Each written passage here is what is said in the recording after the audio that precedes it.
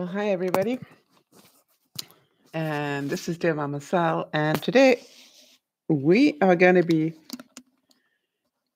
talking a little bit about how to cope with things going wrong. And boy, that sure happened to me today. So while we're waiting for people to come in, I'm just going to sort out a couple of screens.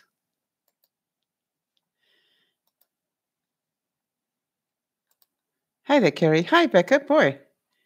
Yeah, but I'm just going to wait for a couple of people to get in, if you don't mind, Becca, and then otherwise I'll be repeating it over and over and over.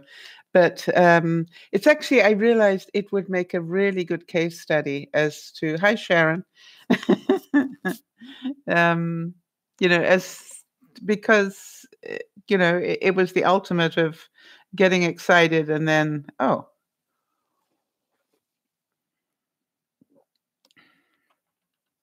Well, I did put a notice up on Facebook and on Twitter, so I'm sorry that you missed those. But yeah, hi, Sarah. Good to see you here.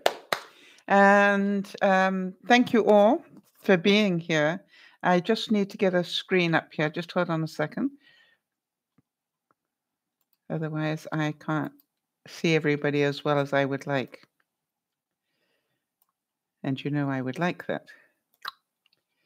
And that one, I need to make it smaller. Just hang on a second. One of the joys about doing this on YouTube is you can't get all the screens ready before you cast, like I was able to on Vaughn or on Tiny Chat. You could get everything all set up before you hit the go button. And unfortunately, I can't do that with YouTube. So I'm nearly ready. There we go. Hi there, Nana. And hi to Jody. Okay, so as you all know, probably by now, excuse me, I'm not where I expected to be by now. I am still at home. And for those of you who haven't seen the quick vlog that I put up, I actually, I was within 15 minutes of leaving when I hit a problem. Everything worked beautifully. I got everything set up. And then I went to hook up the main cable that connects the trailer to the car. And what that does is it controls all your lights coming on the back of the trailer. And so I thought, that's weird. It doesn't seem to be connecting. Well, first of all, it didn't want to go in at all. It was rusted on the inside. So I took probably half an hour trying to clean all that up. And then I still couldn't get it to connect in properly. I had to go and borrow my neighbor, who also is an RVer. And in 20 years of living here, or near enough as can be said, 20 years, I have never, ever been and knocked on his door for a favor. And that's what I said to him. I said, in 20 years, I've never done this. So, this is pretty important to me. Because what I wanted to know, was it not connecting because of my arthritis, that I just couldn't get the connection in far enough for it to work properly. Well, after about half an hour, he told me, no, that wasn't the problem. I definitely had a bigger problem. So I said, okay, that's what I thought. So that made me feel a little bit better. And hi, Nana, again. So, it's like that, you realize that, I have a problem. Now, can I ask you, when you heard that I had the problem, what were your immediate thoughts?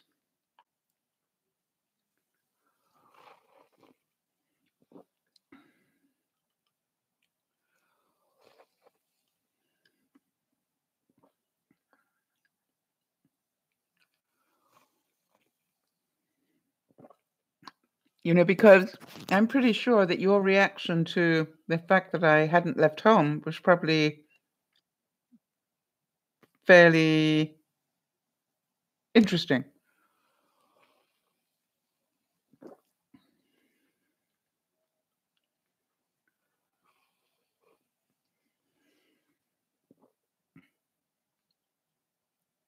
Yes, it's interesting, is it? Yep. Hi, Shell. Yeah, that's exactly what happened. As I said, I was literally had three things left to do. I had the Jeep all backed up. It was underneath. By the way, I was quite surprised. I managed to back it up almost perfectly underneath the tongue. And so I was about to drop the tongue down. And then all I would have to do is to connect the sway bars and the chains, and I was gone.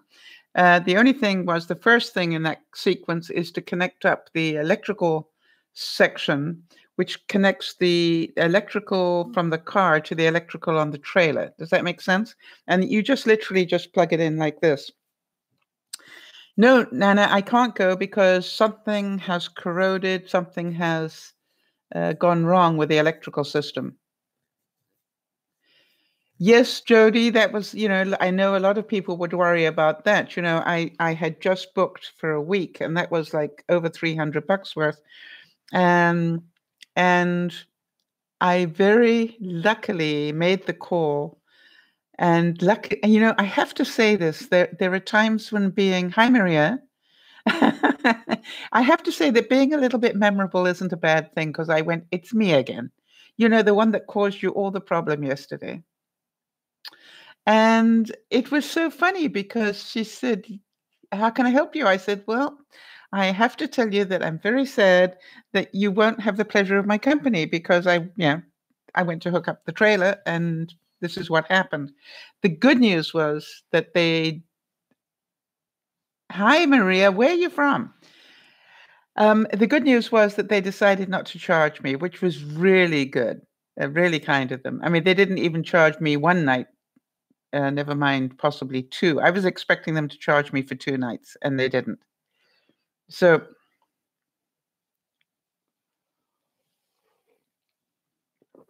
in Los Angeles, okay, not sure what's happening. Well, I was meant to go on vacation tonight, Maria, and and with my trailer, except my trailer didn't agree with me. So it's well, thank you so much. I appreciate that, Maria. I have days. Hopefully you will enjoy what I put together for tonight because how many of you can imagine how excited I was to actually be going? And I was not only going to be going down for this wedding, but then also I was going to be, visiting Sakura and also arranging to meet Benji and the girls if I could, and Judy, obviously. But the whole thing is that's what I want to talk about is what I did with my mind when all that went south. Now, somebody said, couldn't I just rent another trailer? To rent a trailer, quite honestly, would cost me for a week these days. Would have cost me a lot of money. I would think probably about $600 or $700 to rent a trailer for a week. And I wouldn't have had the time to organize all of that and go where I needed to go. I had to be there by 5 o'clock today. Yeah, and that's the whole thing I want to talk about is what went through my mind when it all started to go south on me. So, but before we get into that, yes, I would need, I think possibly two new plugs. The plug on the Jeep end, I think, could be faulty, and the plug on the actual trailer needs to be checked. Although I think that side is actually okay. I think it's the one on the Jeep. Yep. So that's exactly it, Sarah. I had to think about what was the emotion, and the emotion was sad. All right. So, but before we get into doing that, a couple of things. Some thoughts and prayers. Erin, I haven't heard from this week, but I'm sure she will appreciate our thoughts and prayers. Is she in the room by any chance? Hang on, let me just check who's here. No, okay. Because sometimes, she creeps in when I miss her. All right, so Lauren is still in hospital, and good news is, though, she has got a date, right, Jody? She's got a date where she's going in for those skin grafts on her one leg, and she's just got to wait for the other one to improve enough so they can do it on that one. Jody, perhaps you could tell everybody how you're doing because you're on my update list. And while we're doing that, Kerry has had a really tough week of it. She was in her car and blew a tire. Now, that's pretty scary stuff. So if any of you ever done that? And she was actually on her way to work when it happened. So that, I'm sure, was not fun for her. And I always say to people, be very aware that when you do something like that, your body goes into a survival type thing. You be very kind to your body for a little while after that.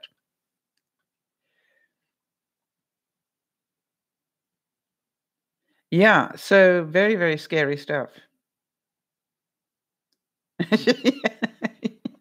You gotta stop leaning on that side, Kerry, I think. But Kerry, be very kind to your body. Any aches and pains that you've got. Yes, that's what I said to you, because you're in shock. Your body would be in stress overload all around. So that's really good that you've got the weekend. Are you working this weekend?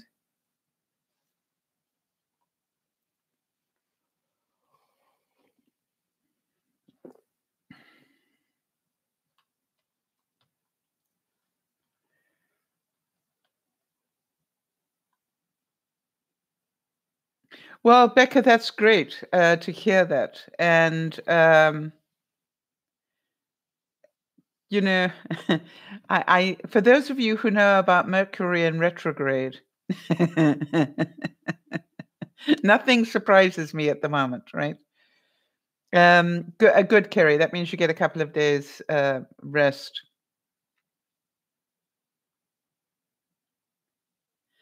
Okay, Becca. That would have been difficult though because you were all psyched up for today, and then that would make life very difficult. Mm. All right. So, and maybe what we're going to talk about today will resonate with you in a different way. So, birthdays and anniversaries. We've got Rick and Nana's anniversary on the 27th. And we have Lizzie's birthday on the 29th, for those of you who know Liz. Now, I thought I would ask the question, and I thought it was relevant for today. Does anybody know what day it is?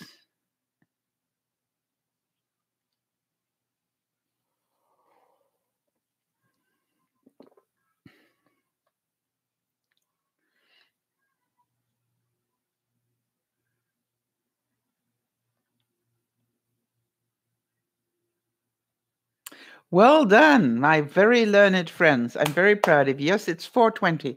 Now, is there anybody going, what the heck is 4:20? It's Friday.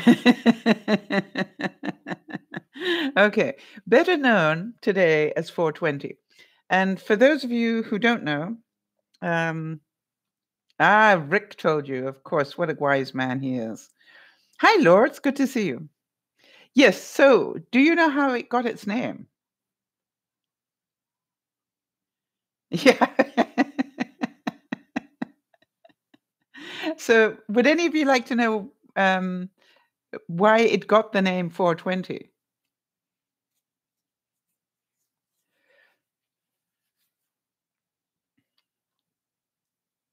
I'm very proud of you. I like it when my viewers are well educated in these things. Yeah. Well, that's me. I always go looking for information, and I found the story behind it actually quite cute. Apparently, there were a whole group of people who used to get together um, near Louis Pasteur's statue in the San Reyes Peninsula.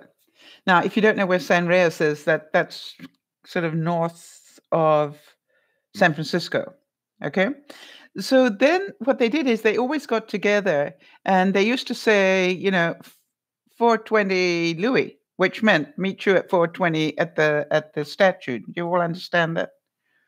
Apparently they just happened to come up the first time that was the time. And then they were called the Waldos because they all used to meet up in this place called Waldo. But then listen to this one. This 420 at 420 Louis, they just dropped off the Louis in the end. It was just like 420, which means do you want to go for a toke or whatever? I'm sure this is making sense to some of you. And so they believed that somewhere out on that peninsula there was a secret grow up of some sort. and they kept going out there to get stoned out of their minds, but also to try and find the secret crop. Yeah, did he die yesterday? I think. I thought it was yesterday that was the anniversary, but I am sure Jodie's on it checking what day Prince died. And he died, I saw that. Is it the 21st? Okay, thank you. I believe that they've now confirmed that it was from a fentanyl overdose, but it took them a little while to come up with that one. Now, are you all better educated about 420? Next time somebody says it. They're so sad to hear about Mrs. Bush, yes. And I thought very relevant that she really was the epitome of all sorts of things. Beth, hi there, Beth. Yeah, I knew that question was coming up. Do we have legal weed? We actually cleared the way for medical weed. We have not got clearance for recreational use.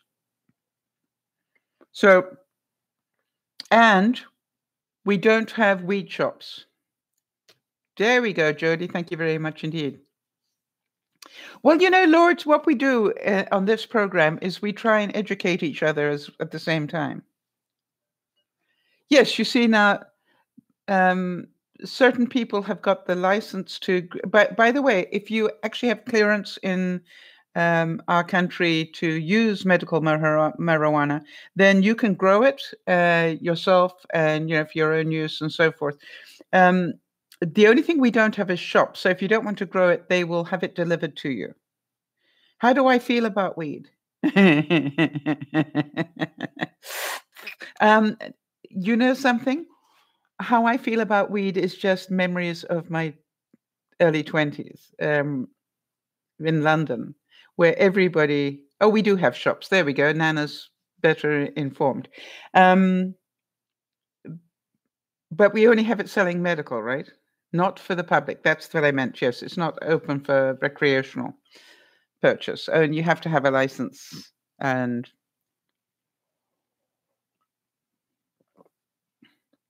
I must say that I was very fortunate. I didn't get into it when I was at the right age, if I can put it that way. I went through the whole of the 60s quite oblivious. Somebody gave me one without my knowing. Have any of you ever had that happen? So I had no idea what I was smoking. I thought it was just a regular cigarette. And I want to tell you something. If you were not expecting the results of that, you can probably imagine how terrified I was, because things were happening. I was dissociating and all sorts of things were happening. And much to the amusement of the people who had given it to me, I don't mind telling you. Hi, Pat. And so I was really in a very bad way. Needless to say, the people who thought that was funny, I did not associate with them again.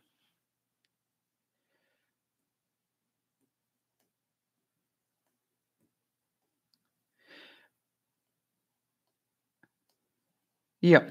So that is my history. And it really, I want to tell you something. It was probably the scariest thing that I can remember. So let us move on. But before I do any of you know who Alexis is? Alexa.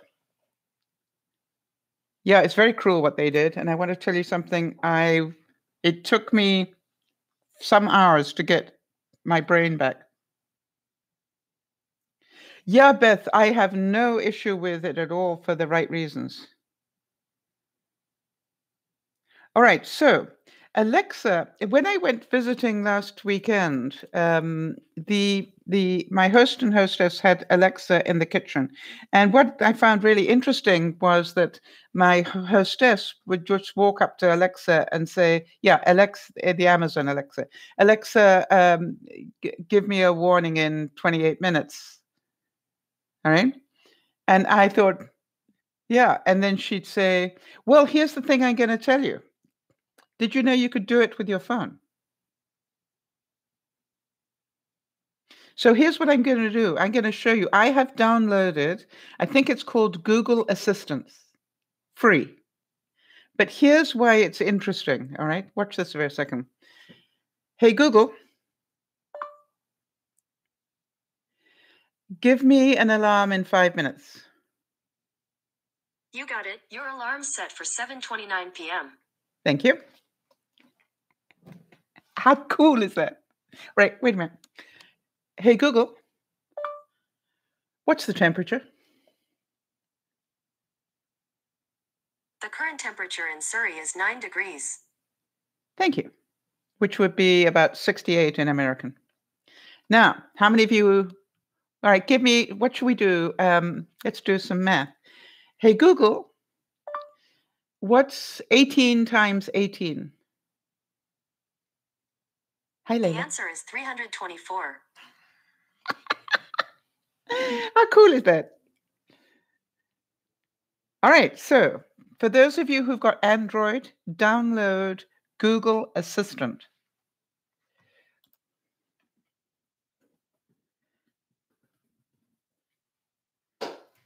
How many of you are glad you tuned in today? Now, you do know. No, this is for Android. I'm sure that iPhone must have the equivalent.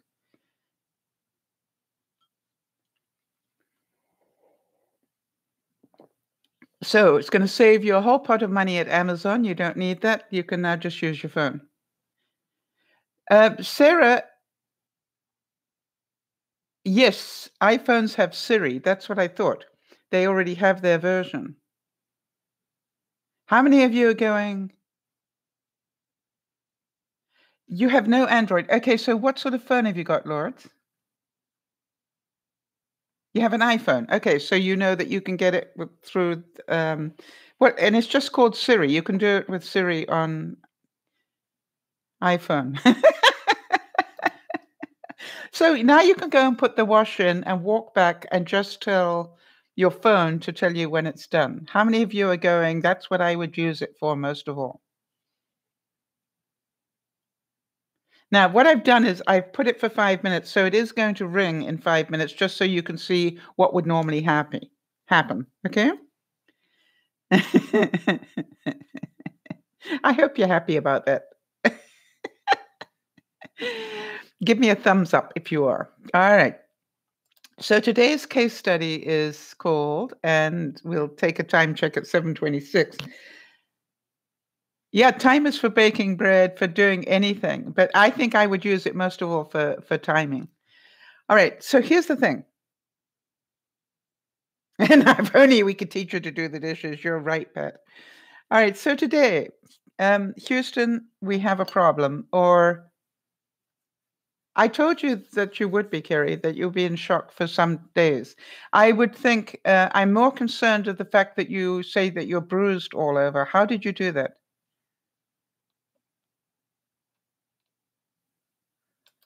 Is that from the tire blowing?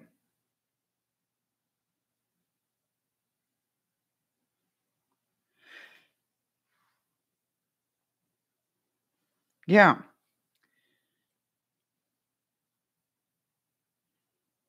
Hi, First Lady of Biz. Welcome. And do we know you under a different name? I've got a feeling that. Rings a bell with me. Yeah, so Kerry had a tire blow out on her.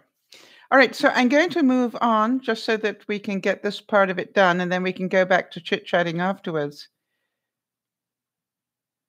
And so here we go. Wet and Wild, that's what I wondered. Crystal, yes. That is awesome. Good to see you, and long time no see. You know, it's amazing, Crystal, how many people have come, people that we haven't seen for a while have come back. So welcome. For those of you who don't know, Crystal was one of our original viewers from, well, I say original, I think it must have been 4 or 5 years ago that you were on. So this is great. I hope that this is doing well for you. Yeah, it's a real throwback. Yeah, Becca would remember. Yeah. All right, so here's the alarm.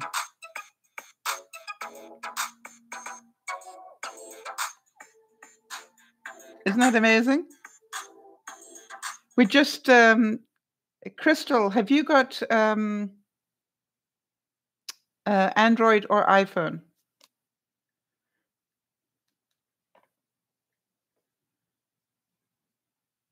Ah, we're so happy to have you here. This is really important. Okay, so here's the thing. Watch this, Crystal. I don't know if you've got it yet, but hey, Google, give me a timer for 1 hour. Sure, 1 hour, and here we go.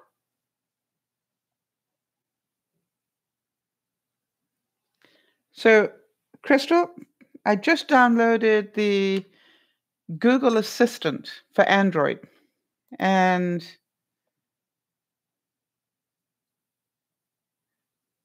the timer is set. Isn't that amazing? All right, here's my quote for the day. When some things go wrong, take a moment to be thankful for many more things that are still going right. Oh, that is so funny. Well, it'll be interesting that they will both go off at the same time. But literally, you can tell it to tell you a joke for the day or whatever you want. You just read up on it. I've used mine, as you know, 18 by 18. For those who want to know, actually turned out to be 324. You can ask it all sorts of things. So, how many of you know that when some things go wrong, instead of getting upset about it, it's not a bad idea to actually be grateful for it? I want to tell you, when things went wrong with my trailer today, I spent probably about half an hour pretty sure that something was majorly wrong. And then I can't get it to do that because we're on YouTube and I can't play songs on YouTube. So you try it, Nana. You can try it and let us know. Yes, Sarah, that's right. My first thing was I went to go and check with my neighbor who's an RVer, and he came to help me, and he agreed there was something wrong. It wasn't just my lack of strength, and it wasn't just, I thought I wasn't connecting it properly at first. So, as I said in a previous broadcast, number one, check in on the emotion. Don't judge it. Don't try to sugarcoat it. Don't wonder if anybody will think I'm a wuss. Just call it for what it was. And for me, it was sad. Can any of you relate to that? I spent all day packing everything up yesterday, and I was all ready to go. And my feeling was sad. So when you can get in touch with the actual emotion, then you can start working with it. So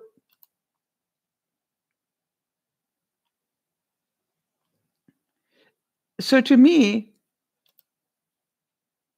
I had to look at what actually I was sad about. Now, you remember that previous week I was really scared about the fact to even put it all together.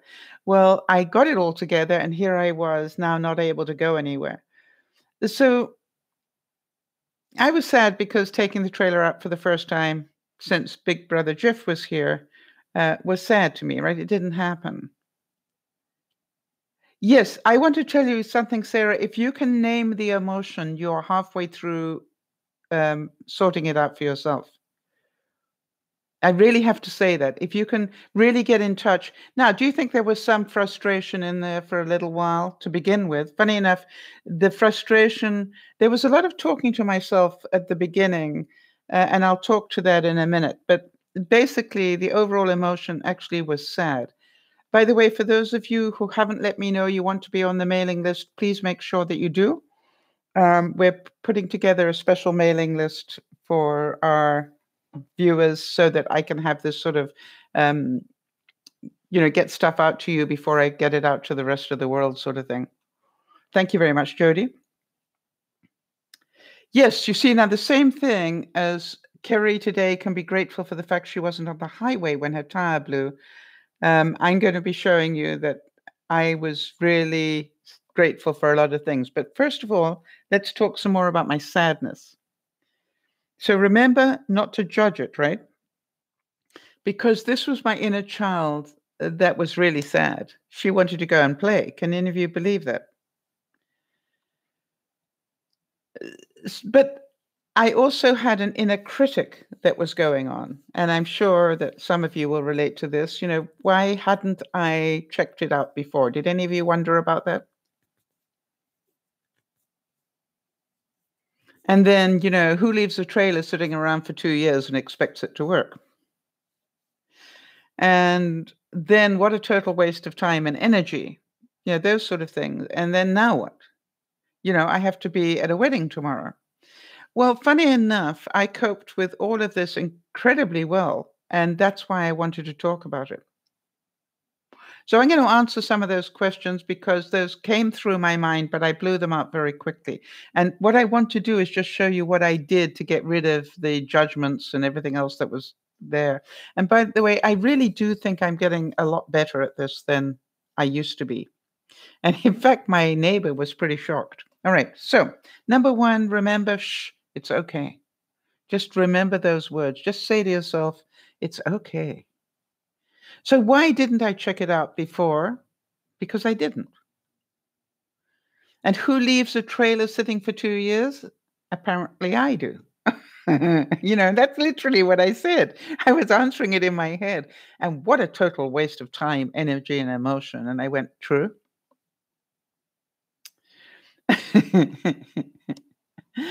And the funny thing is, when it came to why didn't you check it out before, I chuckled. And quite honestly, what went through my mind then was, well, it was worth a try. Do any of you relate to that? Why not? In terms of what a total waste of time, energy, and emotion, again, I laughed. I said I needed all that exercise, going up and down the stairs for a day. And now I got to do it a second time because now I've got to unload it all. Now, for those of you who remember my fear about the new hitch, do any of you remember my story about that? Well, the fun thing was it all went together perfectly. It was the easiest thing in the world. And I really, once I got it out of the back of my car and put it into the receptacle that it goes into, it was just fine. It was just like, okay, fine. And how many of you are worried about the campground?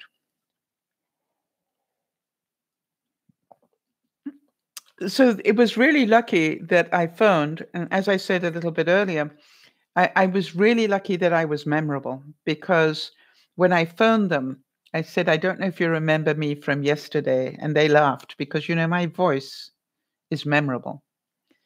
And I said, I had every intention of getting there before 5, like you told me to, but here's my problem. I'm not going to be there at all, never mind by 5. I have a problem with my trailer. And they said, oh, what about the wedding? You see, I told them that I was coming down for a wedding. So that also connected with them. And I said, no, I've managed to make a plan about that. But the interesting thing was they had every right to charge me for a couple of nights, and they didn't. They totally wrote off they hadn't actually put my credit card through, and they said they were not going to. So sometimes people are better. Yes, I thought it was very nice of them. They had every reason to do that. Now, the question about the wedding, how am I going to get to the wedding? So you understand that I could still drive down to the wedding and come back. But I have some friends of mine that are also going, and they had said to me, if you like, we'll give you a lift down. And they said this to me a week ago. And I said, no, don't worry. I'm going to go down with the trailer and stay a week. And they said, if anything goes wrong, let us know and we'll pick you up on the way. So guess where my first call was, And so they're going to pick me up at 10 o'clock tomorrow, which is a bit early for me, but never mind. I wasn't going to complain. I also thought, well, if I look on the bright side, by not going away, I was going to be around for you guys a lot more than I would have been, because where I was going was going to have very poor internet connection, and I'd have to go to the clubhouse to use it. And I was pretty sure that that would not be a fun experience, but I was going to do it anyway. So luckily, I hadn't bought an extra data package to cover that. That was really lucky. I nearly spent another $60 buying extra data coverage just in case I had to do it with my phone, but I didn't. I thought I'd check it out first. Phew, that was clever. So, as I said, the hitch assembly turned out to be not nearly as difficult as I thought, so I felt very proud of myself for that. So I think if you can imagine it, in a very short space of time, I actually was just like, okay, it's sad, but it's not the end of my world, right? Aren't I lucky to have friends that will take me? I've just saved myself close to $350 on the campground fee, which means I now have $350 to sort out the problem. How many of you understand my thinking? Because if I was prepared to drop $350 to go on that trip, then I've still got $350 that I can get somebody in to have a look at the problem.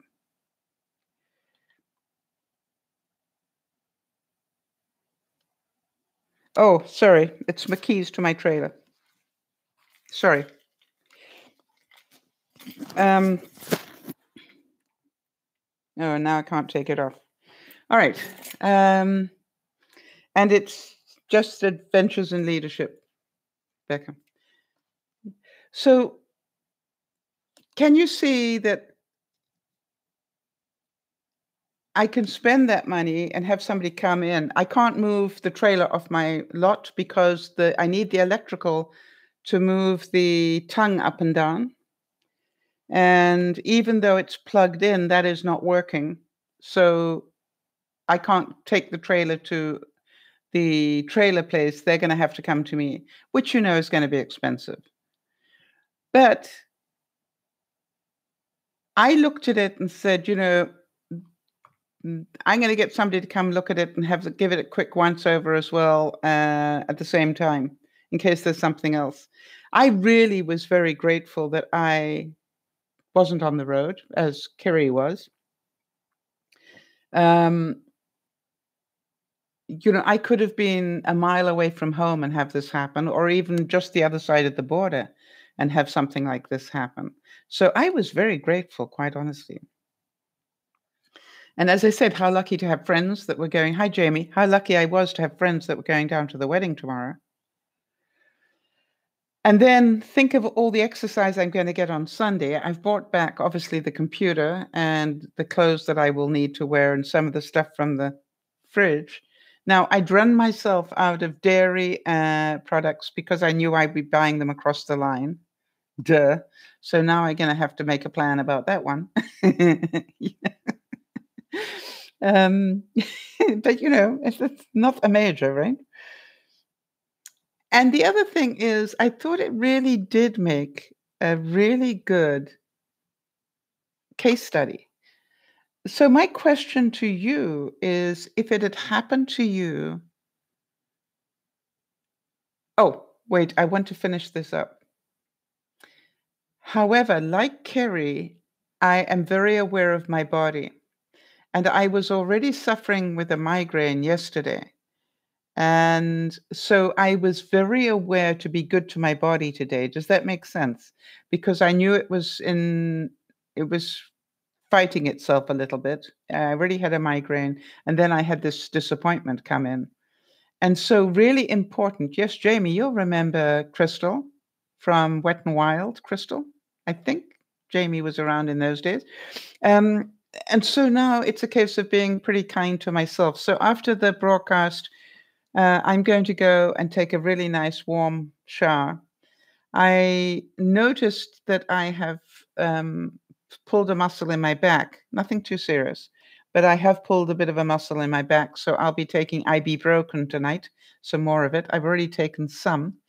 Um, because that up and down the stairs, I was just seeing now.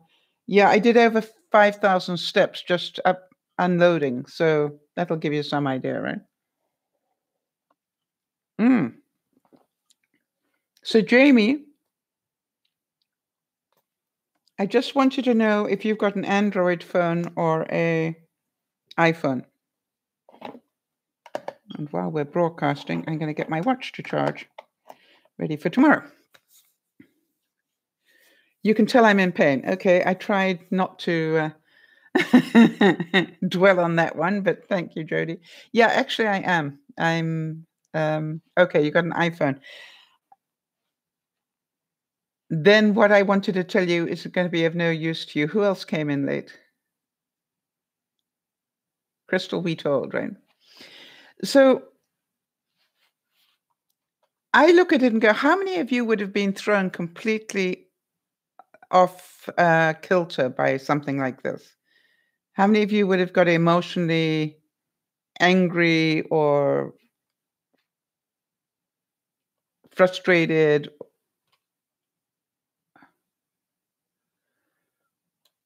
Because that's what I want to talk to.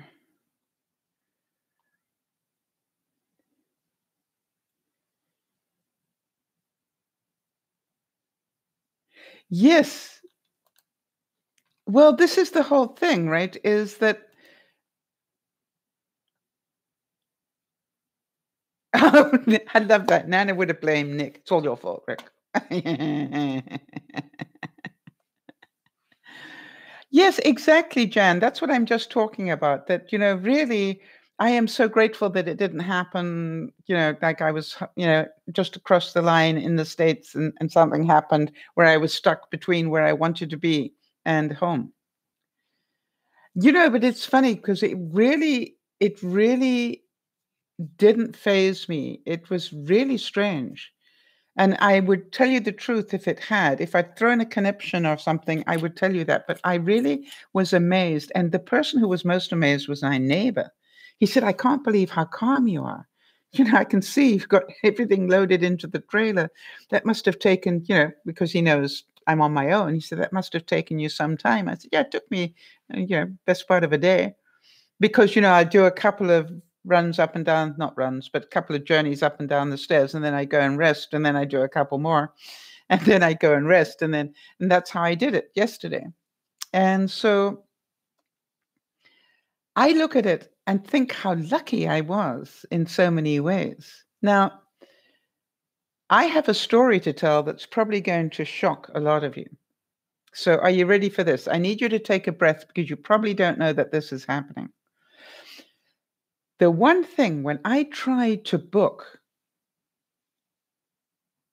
campgrounds, the very first place that I called, they said to me, you have to have a bank certified check, or what was the other one? Bank certified check or a money order. So I said, well, you don't take Visa? What about cash? No, no cash, no credit cards.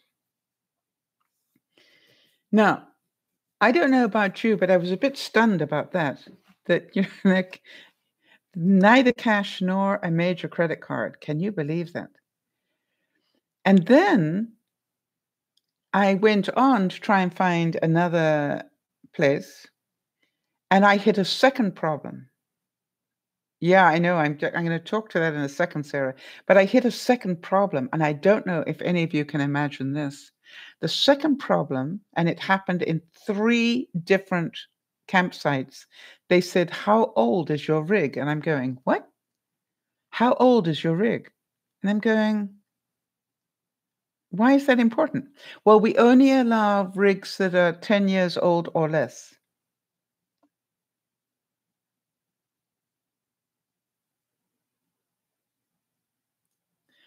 I said, "I beg your pardon?" Now, you understand I could have lied, but of course I didn't. I said, "Well, mine's close to 20." "I'm sorry, we can't accept you." Now, I wanted to say, "Well, you mean my nicely looked after 20-year-old trailer?" No, apparently aesthetic reasons, Sarah. Good question. Yeah, I did ask that. Why? And they said, we like to keep the look of the park upmarket. But now, here is the thing. Jody was telling me a friend of hers just bought, a mobile home bus type thing. I bet you she doesn't know that's going on, she or he. Um, and they're certainly not telling people about that. I'm pretty sure of that. And I was going to say, well, do you allow tents in? Because most of these people also allow tenters. Because since when is my nicely kept trailer, well, reasonably nicely kept, obviously, not acceptable? But a tent is. But, that would just be petty. Do you understand? But what I did do, and I don't mind telling you that, is I did write to the one place that wrote to me and said, "I'm sorry, but, your rig is too old." And I said, "I am really sorry that it is necessary to profile your clientele." Does that make sense? That I am now, and they wrote back to me and said, "We're sorry that you see it as profiling." Well, it is profiling. Don't you agree? It's not me, it's my rig. They are profiling my worthiness by the state of my rig. And so to me, that's a profile. I didn't ask that one, Jan, but that was the other thing. How old are the tents allowed to be? But the other thing I thought about, what I decided to do there, Sarah, because, I try to breathe in and go with the flow as far as I can. What I said, yeah, or maybe one that's a year old, somebody just bought above their station and needs to get rid of it. So I would definitely not get a new one. Try and find one that's, about a year old if you can, one that maybe was on a rental or something. Anyway, what I did was I couldn't help but think about this one. How sad it must be for the industry that they need to bring in these things. How sad that they must have been fried so many times with people with stolen credit cards or fake cash. Have you thought about that? That they need to bring that ruling in on that particular campground. It also made me think probably that wasn't a good one for me to go to anyway, if they had that sort of clientele. It makes sense. I sort of went, okay, fine, I understand that. And then with the age of the trailer, I really did think I needed to say something. And I actually wrote back to them and I said, look, I totally respect your right to make your own rules. What made me sad was 3 different campgrounds had told me the same thing. So do you understand that finding somewhere to stay became that much more difficult? So if you know anybody that is an RVer, you might want to just give them a heads up. that these things are happening. Maybe it's just in my part of the world, but I don't think so.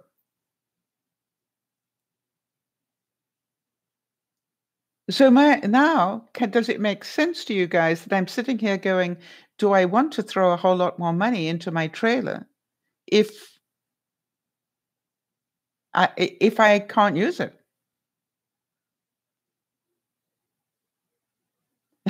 So now I've got to think about the wisdom of maybe putting a whole lot more money into my trailer.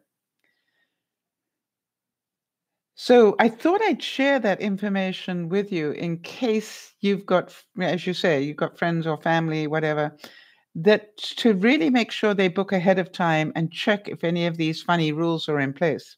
Because imagine if I was tired and I'd just driven for 6 hours and I tried to get into a campground and they suddenly hit me with that. I saw one guy on the comments who on one particular campground who had a tire blow, funny enough, Kerry. And it did some damage to the side of his trailer for about this much space. And they refused to let him in because his trailer was damaged. It was literally, part of the tire had blown and just crumpled about this much space on the wheel arch. And they wouldn't let him in. He'd been driving for 6 hours, apparently. So it's not just the one here. And, it's like, it really is sad when, you used to be able to just go camping. And now you've got to qualify to go camping.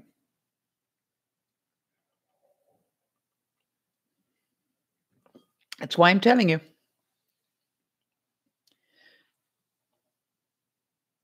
Yeah, I mean, I don't blame you, Kerry. I can assure you, when I was making those calls, here I am desperately trying to find a campground. And this is what I hit. But life is like that, right?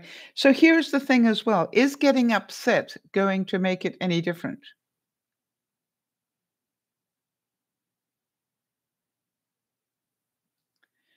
You see, that's what I really wanted to discuss with you. That I was a bit surprised, but is getting angry at them going to change them? No, they've got their rules. Makes sense. So getting angry with them is not going to change their rules. Those are the rules, and they must have had things happen. They obviously, for example, those people that only want 10-year-old rigs, must be less than 10 years old. Those people are trying to attract probably the big rigs, and are trying to really be known for being a really upmarket campground. So do they have the right to do that? Absolutely. I understand if the one campground got hit by, false visas and false money a lot, then sure, they're going to bring in rules that say no money and no credit cards. All right. You have to come in with a bank guaranteed check or a money order.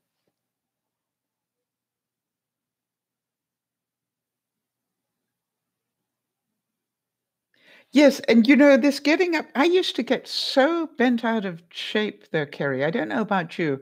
Anything that didn't go my way, it was like I took it very personally. And now, for some reason, and that's what my neighbor said to me. He said, I cannot believe how calm you are. And I said, well, it is what it is. And I said, the only thing that I'm upset about is the fact that I have got to walk all this stuff back upstairs again. Um, it was sort of like, ah. And oh, rats, I'm going to run out of milk because I let the milk run down so I could buy it across the line. And no point traveling with milk when you don't have to. But, he said to me, how come you're so calm? My wife would be going insane. And I said, well, it's not going to change anything, that's for sure. And what would happen if I got really upset with everything? All right. I just put myself under more stress. And I'd like to think, I'll check, but I'd like to think that my blood pressure probably is pretty low right now, I hope. And that's, why push it up?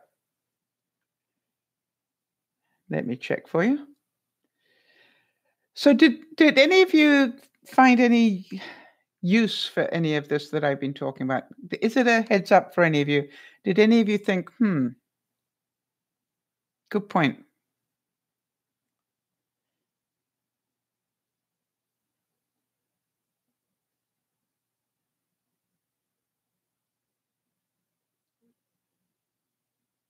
Okay. 65 beats per minute. There's nothing wrong with that. Now let's see how my oxygen intake is from walking up and down the stairs.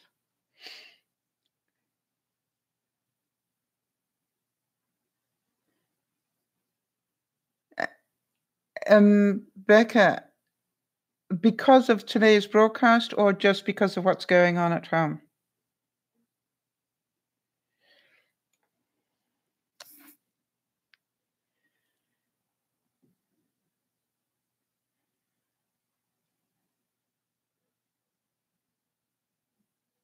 Yeah, I want to tell you it's really important for you, Becca. I saw a really good quote somewhere that, that all these terrible things that happen to us are here to teach us something. Process before reacting, if you can. Now, if you're human, Crystal, you are going to react a little bit. Yeah, I thought those numbers were pretty impressive, considering what's happened today. Um, So Becca, yes, take a second and breathe. You were all set up to do something today that didn't happen, like me. But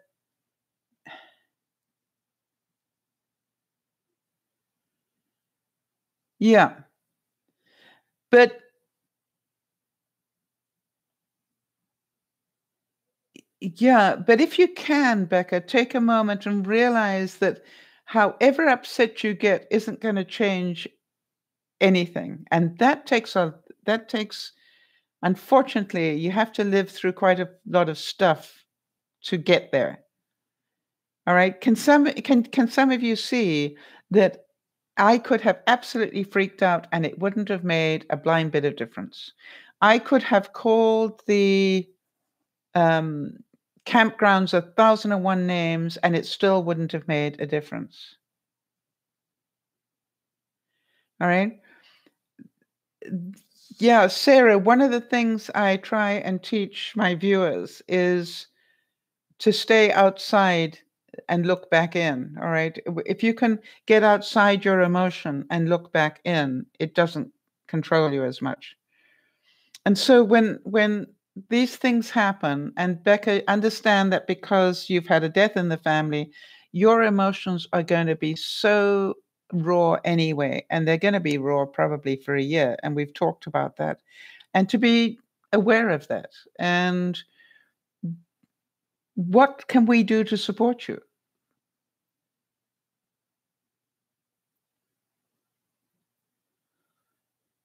Yeah, there is no shortcut, to grieving. Grieving will take everybody as long as it takes. All right, Beth. So Beth's saying that she doesn't get enough sleep. How much sleep do you get? I know some people that can function on 2 to 4 hours sleep. I literally had a friend of mine that never got more than 2 to 4 hours sleep, and he functioned incredibly well and is still alive today. Didn't shorten his life or do anything. He just didn't need a whole lot.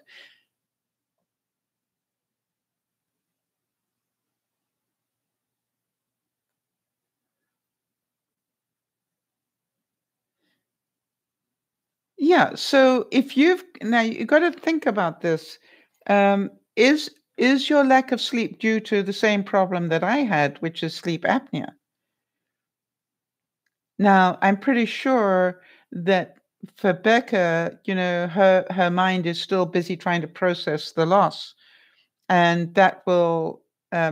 Did your doctor not give you something to help you sleep, Becca?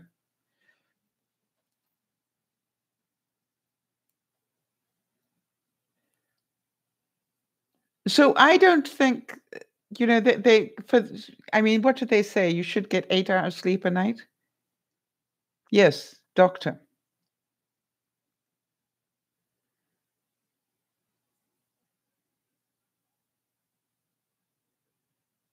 You haven't been to a doctor and you're grieving. Okay. And are you going to a grieving group? You said you might be doing that.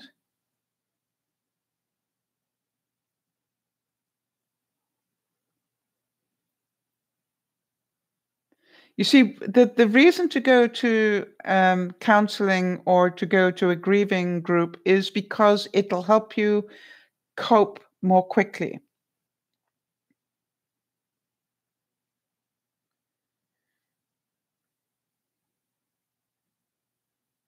Oh, that's good. So let your counselor know that you are not sleeping well. That's an important piece of information.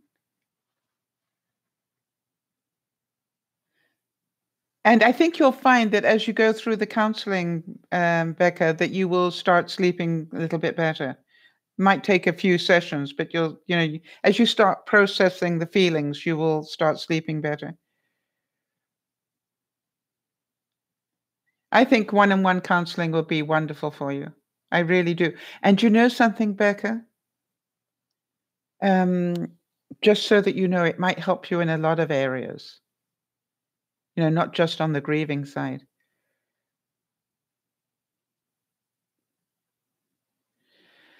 Yes, but Jody, your sleep is broken up by pain, isn't it?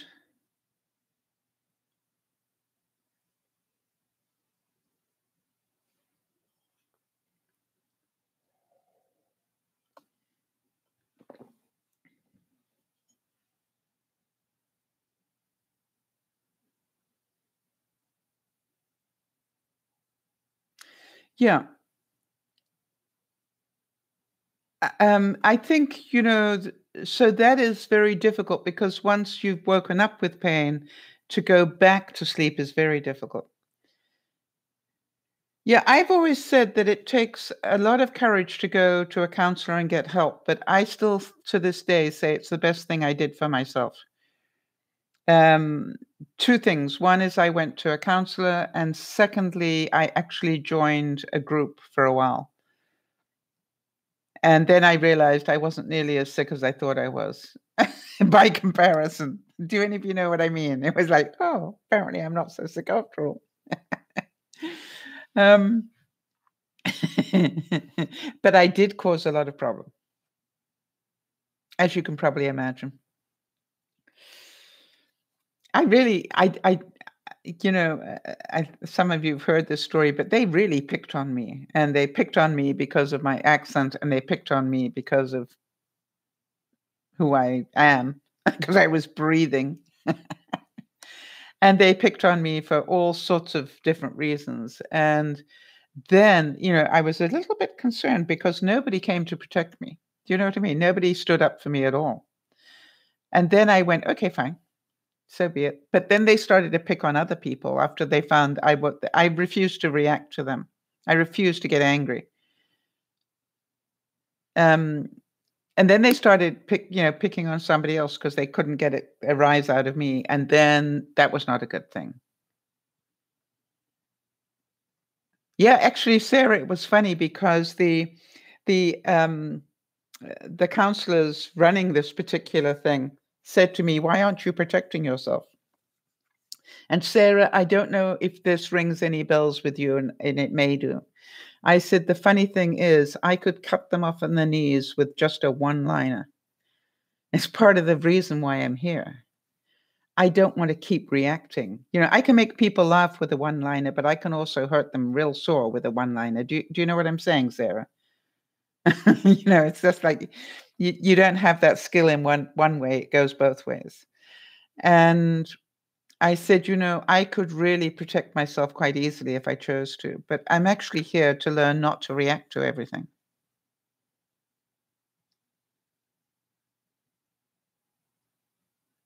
Right, Sarah. And that's why I had a feeling you might relate to this at some level. Um, that it's like, yeah, I could react to you, but then I give you power. Does that make sense, Sarah? Why would I give them the power to do that? Then they've triggered me and they control me. Do you know what I mean?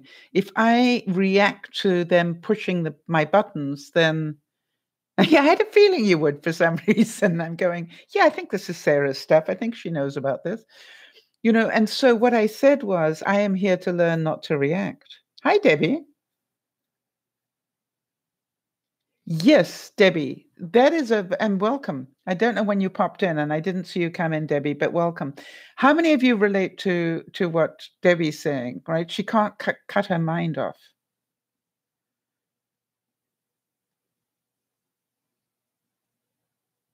Yeah. So, there was a time I thought maybe I just need to get rid of my head, then I'll be able to sleep.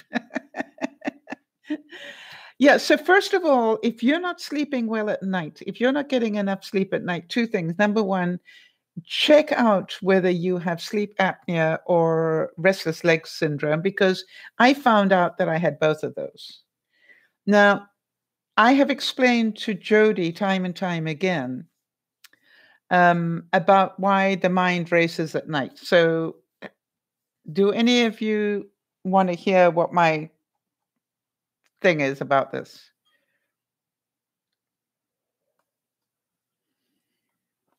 Because I will gladly spend the time to go through it again.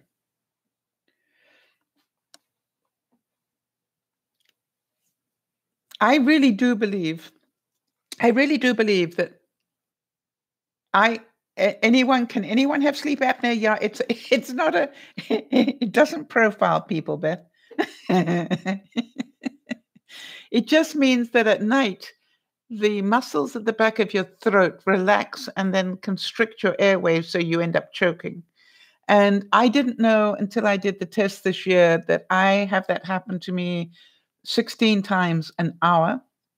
And then my restless leg was waking me up another 15 times an hour. So between the two of those, I was being woken up over 30 times an hour, which doesn't give you a whole lot of sleep. So no restorative sleep, right? It's not just the amount of sleep you have, but is it restorative? Do you dream? Okay, so now, Sarah, you have to bear with me here because I'm going to make it sound like I have voices inside my head and I talk to people. So, oh no, it's not. It can be. Some people with a weight issue have that problem. Mine is that apparently the distance between the back of my throat is not big enough. Yeah. And as you can tell, I am not slim, but I am not grossly overweight. I'm overweight, but not grossly so. You know what I mean? Sort of like I'm just a tad overweight. I'm a little obese. little bit. All right, here we go. This is why I think, and you all know that I am not a doctor, and you all know I'm not a therapist, nor do I wish to be one. This is what I'm about to tell you is just how it works for me. Is this okay?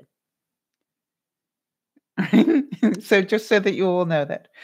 I believe the reason when I couldn't sleep at night was because my librarian in my head, and I call him Jones, was overworked and running around like a blue-ass fly trying to work out where to put everything that I was so overwhelmed with.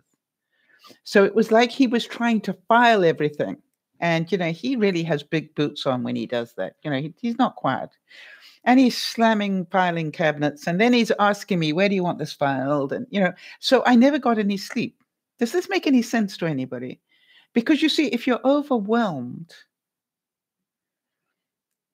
your mind is still going. How can you sleep? Duh. So the trick is not to say, I don't get enough sleep. The trick is to ask yourself, how do I deal with the overwhelm? Thank you, Sarah.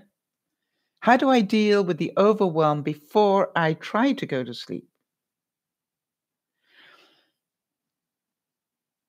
There you go, right? And I used to do that. Now, one thing I used to do when I was a speaker was always keep a notepad next to me so I could quickly jot down things that were going through my mind because I knew Jones was saying to me, "Look, you had this happen today. I think I got the answer for you." Now, if those are the sort of things that come up for you, then Jones is being very helpful. I used to say, "Thank you," and I'd write it down and turn over and go back to sleep. Does this make sense? But you see, Jones is trying to decide whether to put these things away for you in a back room or whether he needs to keep them forward. Now, you can imagine that Becca dealing with grief, the librarian in her head is really busy. He doesn't want to put things away yet because he knows that she might think that was disrespectful of her brother. So what he's doing is he's keeping it all current and keeps going through it every night to ask her, do you want to put this away yet? Makes sense. So how many of you can actually read a book without falling asleep?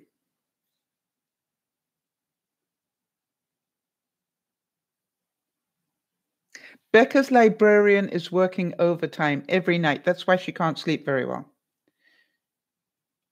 That is for her to tell you, not for me. Right. And so when you can see that, so here's what I found. This is just my experience, which is that before I go to sleep, I try to calm my mind down a bit. All right, from the day-to-day stuff. Do you understand? I try to make sure that my mind is disconnected from all of that stuff. Now, for some of you, you might do that by prayer. And for some of you, you may do that by a gratitude journal, right? That you actually sit and write down what you feel happy about, what you're grateful for. That even though you're going through all that you're going through, just literally take a moment to go, I am so grateful that woke up this morning. I am so grateful to have at least one friend left in my life. I am so grateful for the fact that people care that I woke up this morning.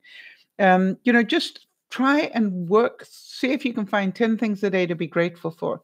Now, what that does is it sort of balances out the noise that's going on here, the chit chat that is going on. You want to balance that down a bit.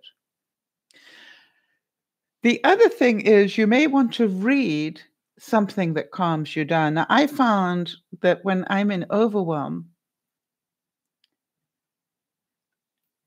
that what happens is that if I read, I can't keep my eyes open. Have any of you found that? And I believe the reason for that is because reading, like radio, is theater of the mind. Yeah. Nana, that's why I won't say anything. That's for Becca to do, not for anybody else to do. And so what I always say to people having trouble sleeping is grab a book. Stop trying to sleep. Just grab a book. And the more boring the book, the better. Start War and Peace,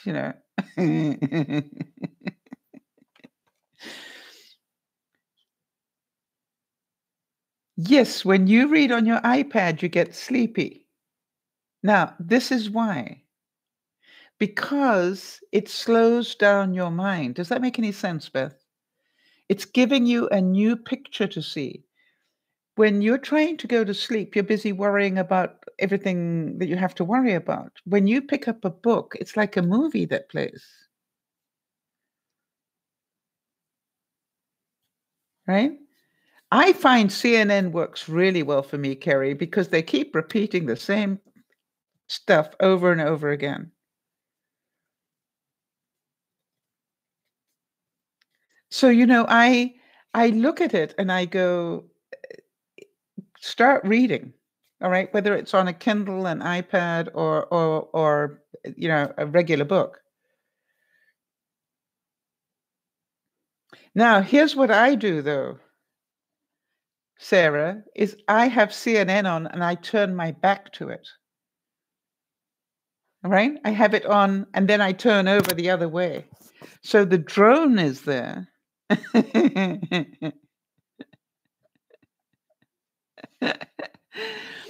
The drone is there, but but it's just like white noise, and you know,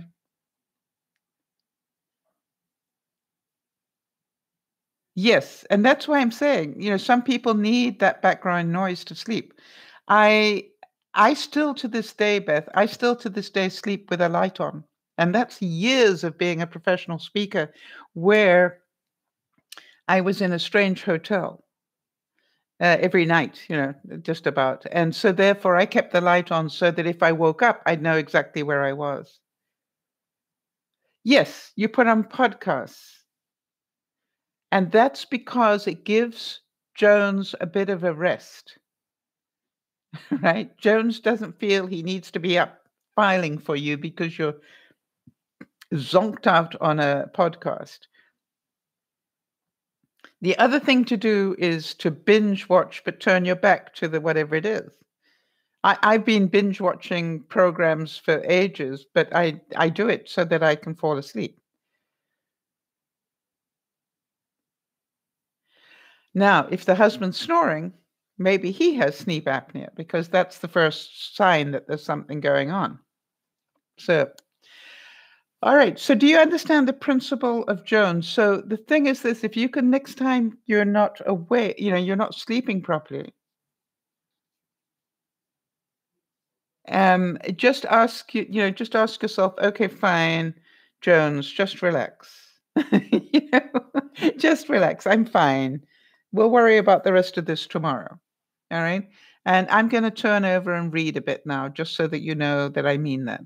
I don't need you to do any more tonight. And you'll be amazed how just talking to, and by the way, different people just call their librarian different names. Pick your own name. But once I understood that principle, now I don't even know if it's true, to be honest, but I think it is in some way. But once I understood that in my own mind, I started sleeping a lot better until the sleep apnea got to me. And now I can actually, for example, this afternoon, after I'd got everything that I needed to get sorted out, I was in the same situation, if you like, that Kerry was, which is I knew I'd been through. Do you understand that was a bit of an emotional shock today, right? I was all ready to go and high adrenaline pumping, everything going, and then boom, nothing. And so what do I know? That will have had an effect on my body. So then I sorted out canceling the campground, getting a lift to go down to the wedding tomorrow. I quickly uploaded the video for those who want to see what it looked like. I did that, and then I quickly wrote the notes for tonight. And when all that was done, I knew that I had 2 hours that I could just rest. So I actually took 2 hours and I told Google to wake me up because, I'm good now. I got my machine working. And I literally went to sleep for 2 hours. Why? My body needs time to rejuvenate itself, right? It's been a lot of adrenaline was pumping. And the same as Kerry is talking about, right? She went through a big scare. Becca has a lot of adrenaline pumping because of grief, So the thing is, how do you calm all that down? And we are responsible for doing it as best we can. But if we can't, then, as you said, maybe you need an over-the-counter type sleep aid or something. And if that doesn't work, then maybe you need to be talking to your doctor. I think that we really do need the sleep. I cannot tell you the difference in my state of mind since I started with my sleep. I'm going like this, my Darth Vader mask, as I call it, um, to actually start breathing at night as opposed to stop breathing at night. So I now would encourage people to get that checked out because quite honestly, I could have saved myself 5 years of this. Now, what I wanted to find out is, does anybody have anything else that they'd really like to talk about before we go into the final part of this?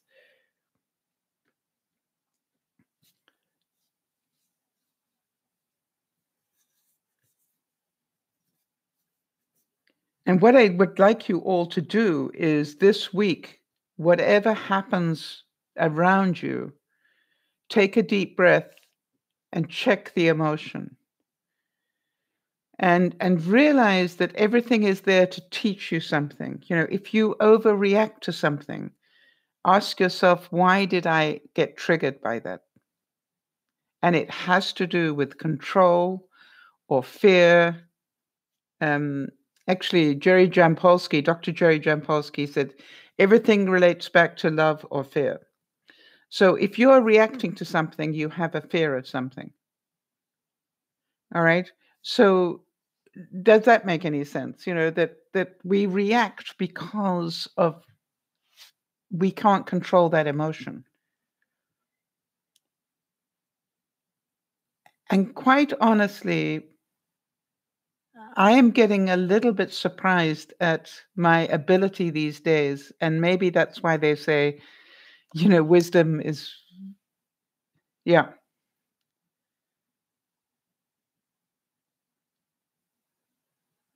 Well, Beth, it is possible. No, Beth, all jokes aside, it is very possible you do. All right. And you have, yeah. But I think there's a difference between being honest and being hurtful. Are you hurtful to everybody?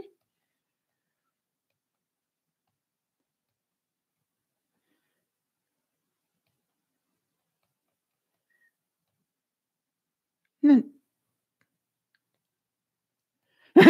Sarah got it. Sarah decided to hit herself over the head with a 2x4. You see, Sarah, that's what happens when you come here. You don't need me to do it for you anymore, right? You can feel it.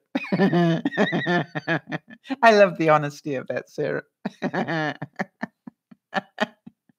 And you see, that's the whole thing. That's why we talk about these things, because when we talk about them, you realize, hang on a second, that's not just that person. I do that too.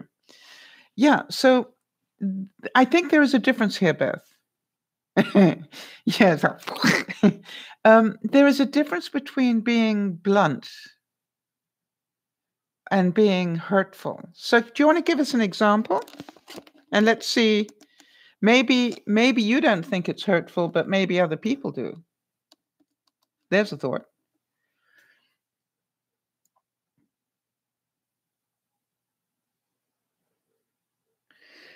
But I do believe that this being aware of your emotions, and I really would ask everybody to really concentrate on that this week.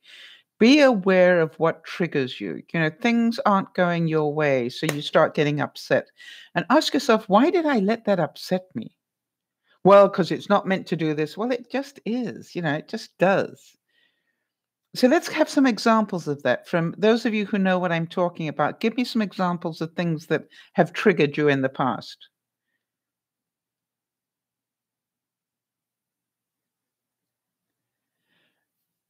Well, that was tough love, and it wasn't anything other than the right thing to say, Beth. And she found another way, didn't she? You felt mean, yes, because, Beth, I don't know how to tell you this, because you have turned yourself into a pretzel for everybody all your life. And you actually put down a boundary that said, I am not your personal chauffeur. You are an adult. I don't mind doing it in an emergency, but this is not a lifelong thing I'm going to be. I'm not going to wear the chauffeur's hat and uniform. All right. That's what you did. Makes sense. And that doesn't make you mean. That makes you a very decent person because you proved to your daughter that she was more than capable of finding another way. And one day sit down and tell her how difficult that was for you to do, if you haven't done that already. That's called a boundary, Beth. And that's not your strong suit, is it? How many of you relate to Beth feeling mean when she put down a boundary?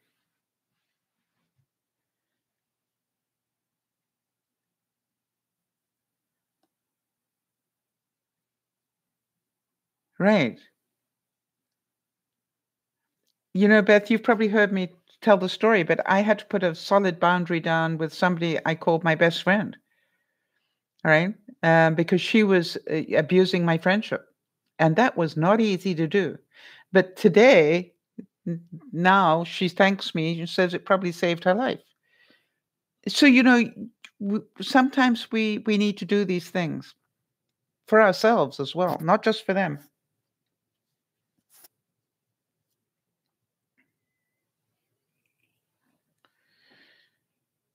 Yes, and that's I really, Jody, can you just give me a gentle reminder if you get a chance, for me to put together that broadcast about the difference between being a friend and being an enabler. I need to bring that closer to reality because I can hear that we've got people with those issues. Thank you, honey. Okay, so yes, Nana is right. We do become part of the problem, right? Because we become enablers to other people. So I've got a comment here. When a high school best friend asked our group to get together, but didn't include me, I was so hurt. I now realize, right now, 2x4, that it was my fear of rejection. We don't talk now. Yeah.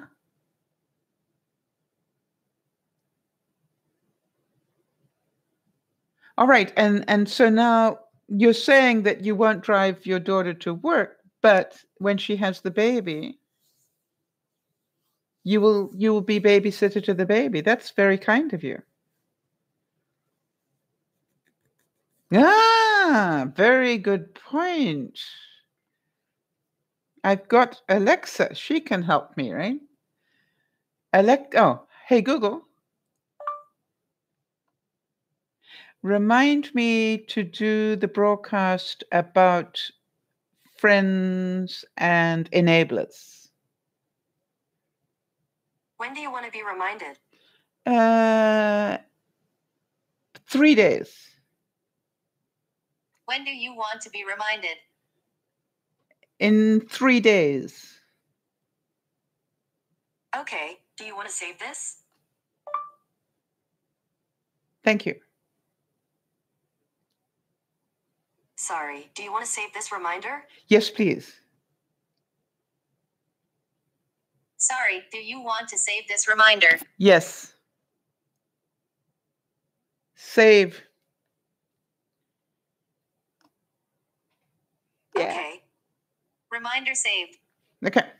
That's why I don't do it while I'm broadcasting, Nana.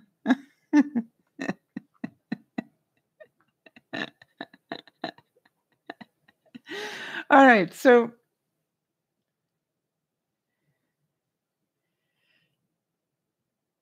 okay, Debbie. Let me give you a big hug here.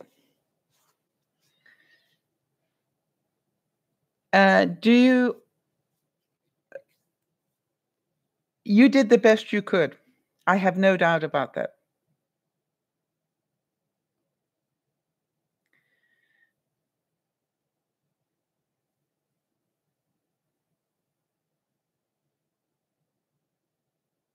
And Debbie, I don't necessarily think that is true.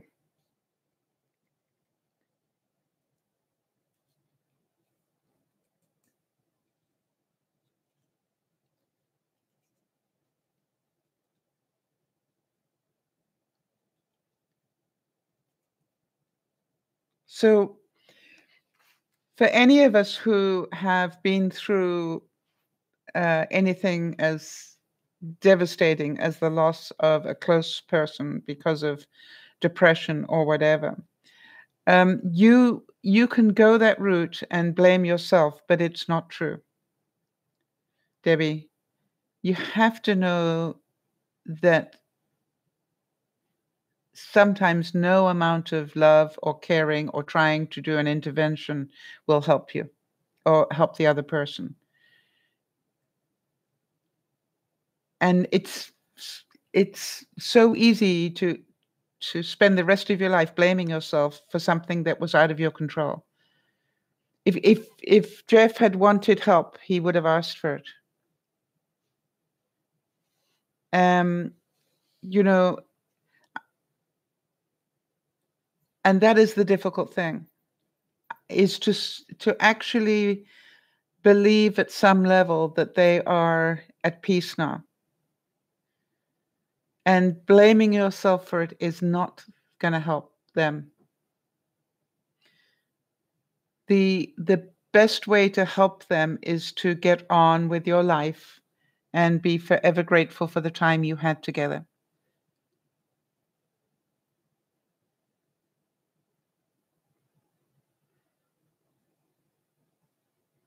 No problem, Becca. I totally understand that. But you see, you're not the only one, Becca.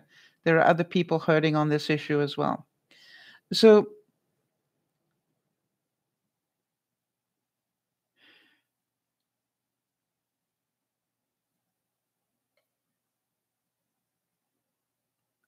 yeah, big hugs. Yeah, I know that. Totally understand, Becca. Breathe. So, the thing here is that the difference between how many of you understand this problem about doing the guilt trip thing?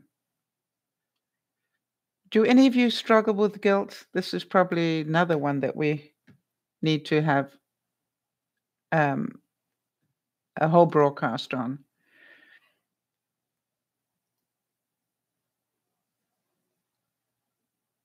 Yeah.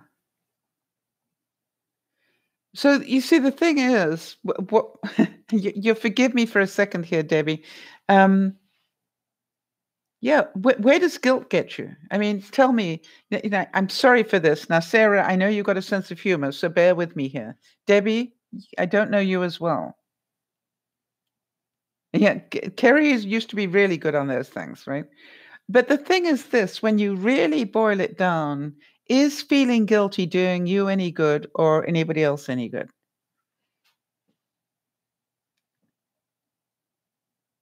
You see, to me, I realize now that I really lived so much of my life in guilt and shame.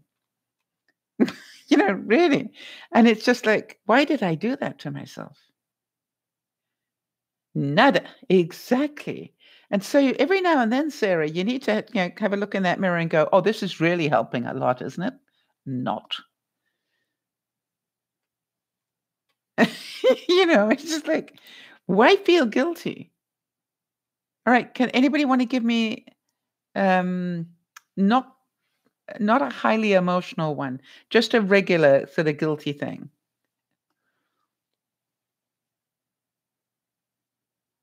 Yeah, well, because you won't let Jones put it away. You see, he keeps saying to you, can I file this now? It's over and done 10 years ago. Can I file it yet? And you're going, no, I haven't finished punishing myself with it yet, Jones. Keep it out. Sarah, you understand. Don't blame the librarian. Blame the boss of the librarian. All right, there we go, Beth. That's a nice one. I'm guilty of eating chocolate every night. And you feel guilty after you've eaten it? Or do you feel like a 5-year-old? I got to have chocolate. And then your adults going, you shouldn't be eating chocolate at night. Yeah, Sarah, I'm going to call it for what it is, honey. You know that. You hide your stash. Okay, so let me see if I got this right. You're from Bangkok. Hi, Sue. Good to meet you. Big hugs. All right, let me see if I've got this right. Yes, welcome. I'll let everybody tell you where they're from. You know, I'm from British Columbia in Canada. And the fact that I've got a feeling you know me from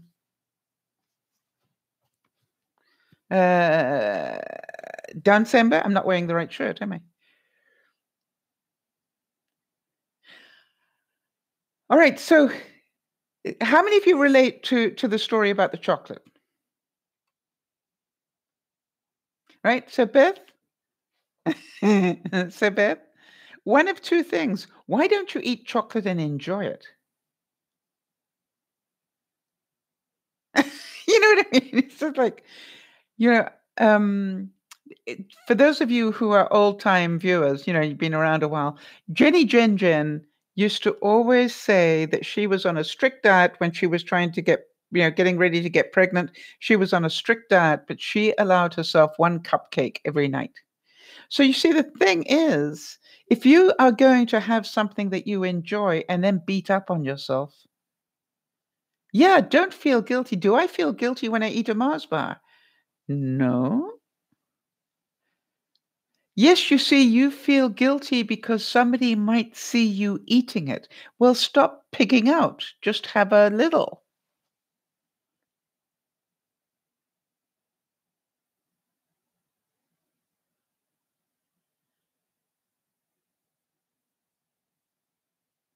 Yes, Jan, I totally go with that.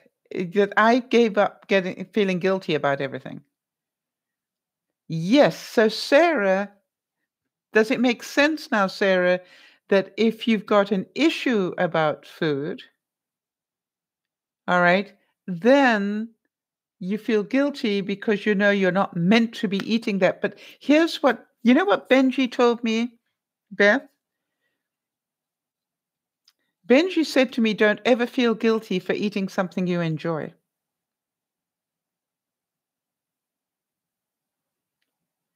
Just control the amount that you eat. So the viewers here will tell you that I absolutely love Mars bars, but do you know I allow myself to eat them when I go shopping. When I go shopping, I'm allowed a Mars bar. You know what I mean? It's like I don't like shopping, but if I know that I can have a Mars bar, it sort of brightens up my day. Yes. So, but the question is, an eating um, issue is has to do with the brain, right?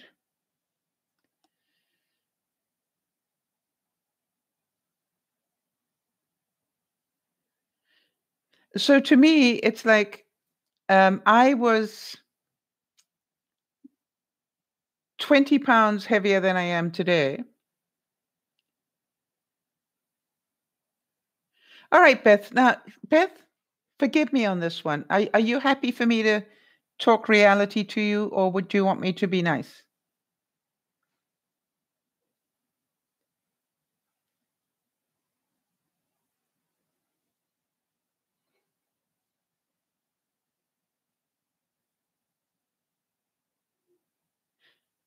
Yeah, because you strike me as an intelligent person, Beth. All right. So here's all I want to say to you. I do not believe that you believe that eating nothing all day and then binging sweets is an intelligent thing. If your son or daughter did that, what would you be saying to them?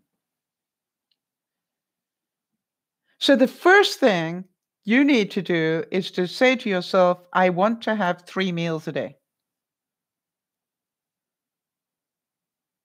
And do you know there's certain foods that will reduce your need for sugar? But we'll get to that another time. I'm a sugar person as well, so I totally understand. But what I do is, and you know, there are people here like Kerry and Jody that we're all part of a group. All right, we're all part of a group, and we actually record what we eat every day. And the reason for that is because I wanted to control the meals that I'm having. Now, sometimes I don't eat breakfast until 2 o'clock in the afternoon. But they will tell you that I will actually type in, I drink breakfast actually, Beth. I make myself a smoothie of oats and milk and a banana or frozen cherries or something like that. And I drink it. Do you think you could drink breakfast for me, Beth?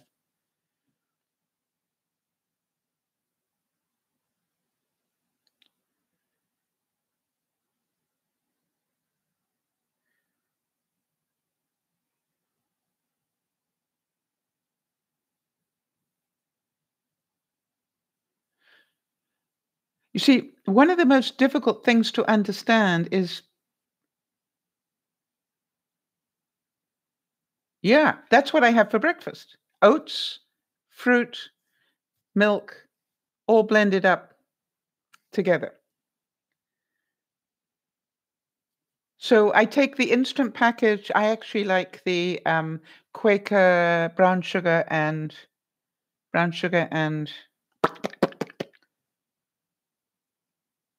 come on, maple. Okay. And I blend that up with milk and some fruit. Now, that's actually a very healthy breakfast. It's fiber, it's fruit, and yeah, a cup of milk.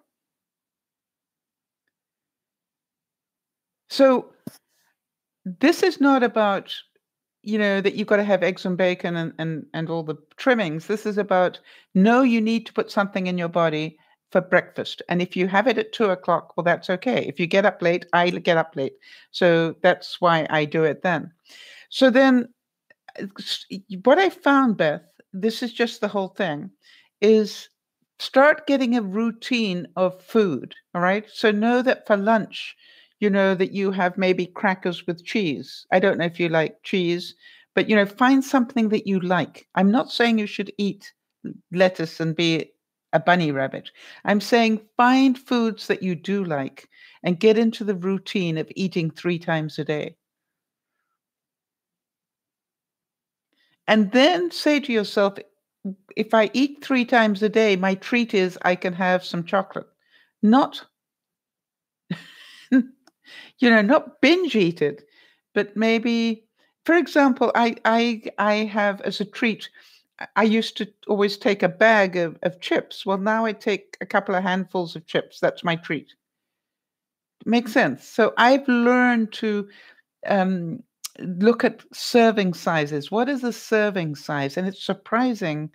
I think that was the biggest surprise. And that's what Kerry has found out and Jody has found out. No, you see, if you're only going to try, that means you're not going to do it. Of course, it's hard. But ask Jody and ask Kerry. Once you get into the routine, how long did it take, Jody? How long did it take, Kerry?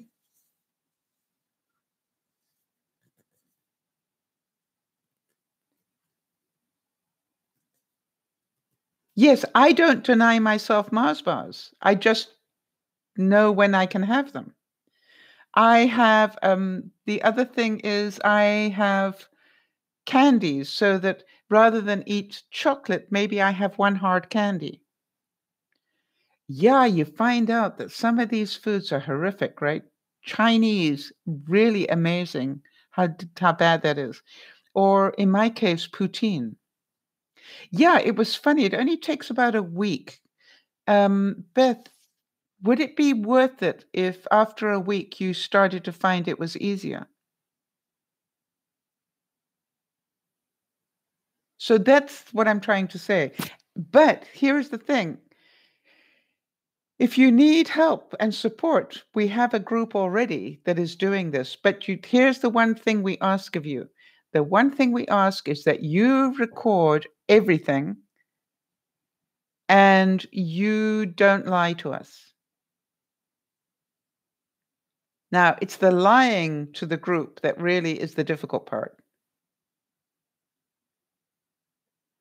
Yes, Sarah. And for a lot of people, eating 6 small meals is a lot better than, and that's why I say I have these, smoothie for breakfast. I have crackers and cheese, and then I'll have, I try and eat one good meal. You will be honest? Okay. So, do you have a program that you can put all your food into? Like my Fitness Pal, I actually use a Samsung thing. Are you Samsung? Are you Android or are you a iPhone? If you answered that one already.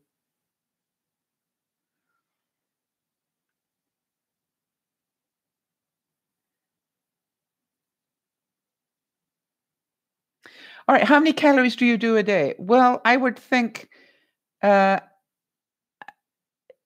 you might want to most of them iPhone. Okay, iPhone's bound to have a fitness. Just go to the store, the iPhone store, and find an app for fitness. They're bound to be a whole series of them. So, how many calories a day? How tall are you?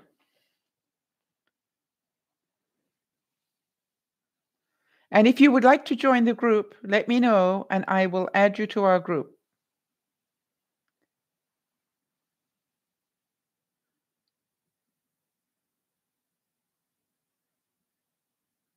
But don't join the group if you're only going to try. Join the group if you're going to do it. You're 48, 107 pounds, 5 foot nothing. Okay, 5'3". All right. So if you go into one of these fitness things, they will ask you those things. Yeah, I got that. They will ask you those things, Beth, and they'll tell you you're trying to put on weight, but I can tell you that no, I think she needs to put some on. She's underweight. I would think, I know at 70, um, that at my height, I'm a bit taller than you, but they're saying 1600. So I would think perhaps 1600 would be a good place to start. And and not making that out of chocolate, right? Making that out of, balanced meals through the day. And you'll be surprised. What we do, Beth, is you're allowed to have bad days. We just ask that you keep honest with yourself. This is a trick about, yeah, and how does it feel? But Beth, you understand we will support you, but we will not be responsible for you. You know what I mean? So don't do it to manipulate us, right? Just do it because you genuinely want to do something about your situation. And we will give you all the support you want. But if you're doing it just, oh, I think I will try, this is not the group to do that with.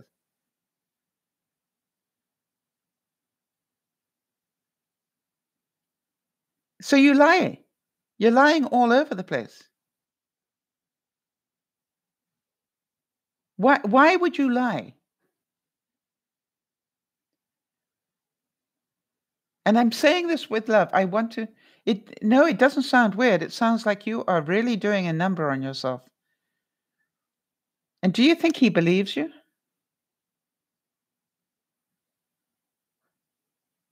Boy, I will know that you have grown and that it was worth coming to this group when you can turn to your husband and apologize for lying to him.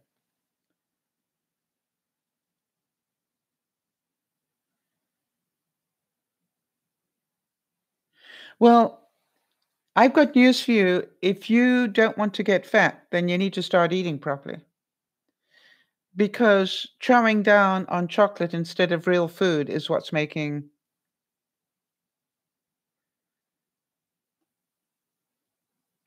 She needs to gain soon. But Beth, do you understand what I'm saying? This whole thing is causing you to lie to people you supposedly love. You're beating up on yourself. You're feeling guilty, and really, why would you do this? Just so you don't want to be fat. Well, at 107 pounds, that's not true. Is anybody in that 5'3" range? Yeah, with my phone, I use the Samsung one. So there are lots of different apps there and they're free. You want to be normal. Okay, so do you think 107 pounds is normal? Who else is 5 foot nothing here? 5'2", 5'3", somewhere in there. And if Pat's are still in the room, then we know she doesn't qualify yet. She's got to jump up and down to get to 5'3".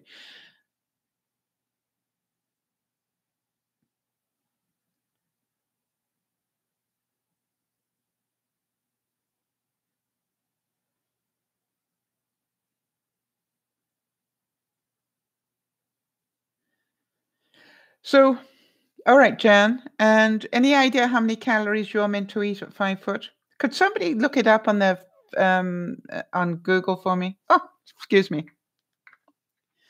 Let's just see whether we can see if Google can answer this for us. Hey, Google, how many calories for somebody 5'2"? Here are some results from the web. All right, let's just do this. Thank you very much.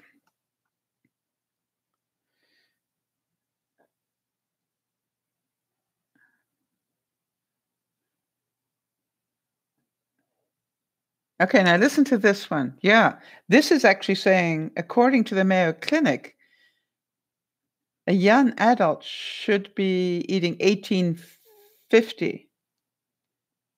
But we're not talking about a young.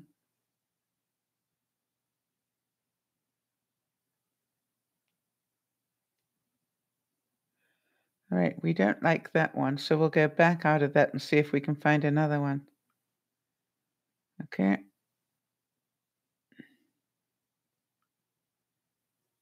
So the thing as well, Beth, that we know that you need to actually put on, I would say, starting. Okay, so you weigh, you're a female, and at the moment you weigh 107 pounds, right? Let's see what it says here. I'm going to put it in at 110. Okay, and you're 5'3". How much weight do you want to go to? And you're 48. See, it has it all online if you look. Would you say you are moderately active or not active at all?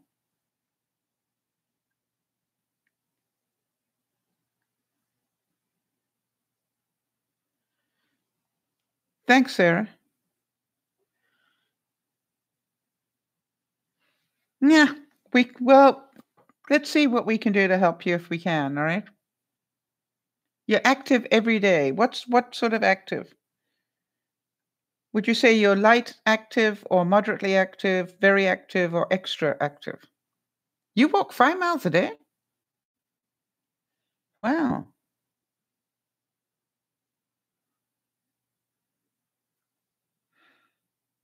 I would say that's pretty darn active.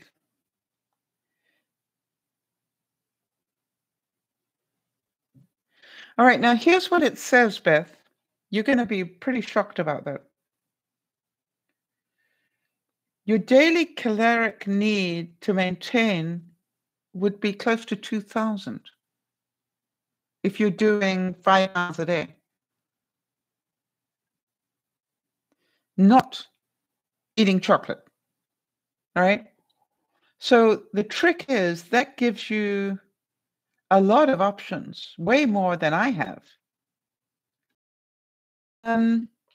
Yeah. Oh my gosh. I'm saying, what we're inclined to know what sort of meals we're putting in for those sort of calories. So for 1,600 calories, I now know what I can and cannot eat.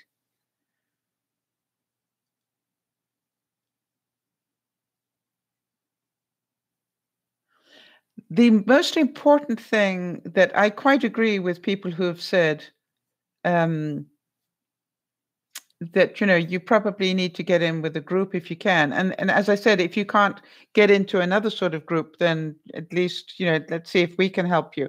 Now, Nana's saying don't eat sugar. Well, you know that, and you're still eating sugar. I know I shouldn't eat sugar, and I still eat sugar, and I've lost close to 20 pounds.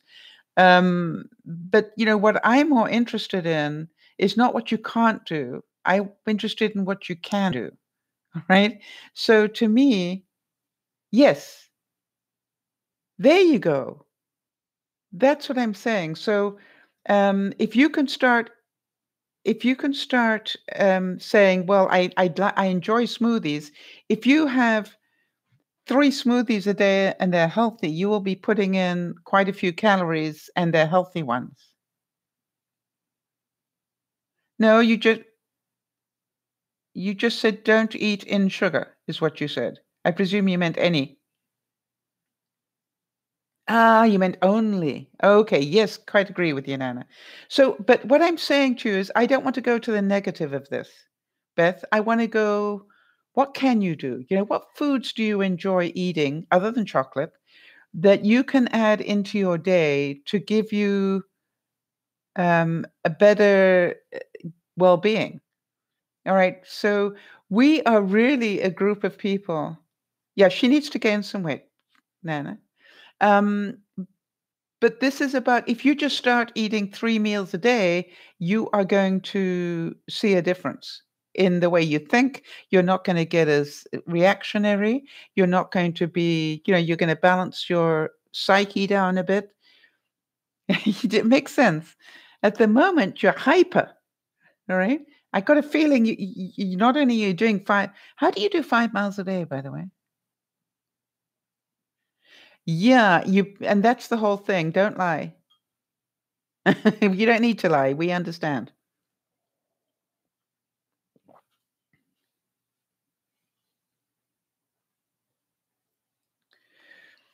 So, you know, you want to know how many times, Kerry, I really need I really need something, and I know I don't have room in my calories.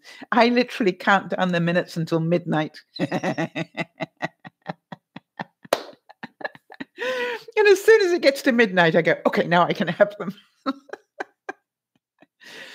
Um, I didn't say 3 big meals a day, Nana. You made that up.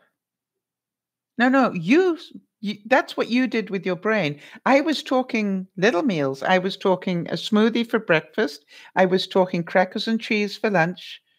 You see,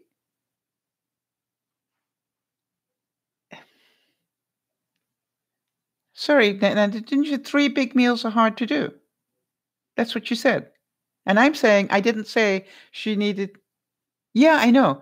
But that's not what I said. I didn't say that she needed to eat 3 big meals a day. I was saying if she started with 3 meals a day, not big ones. Wow, Beth,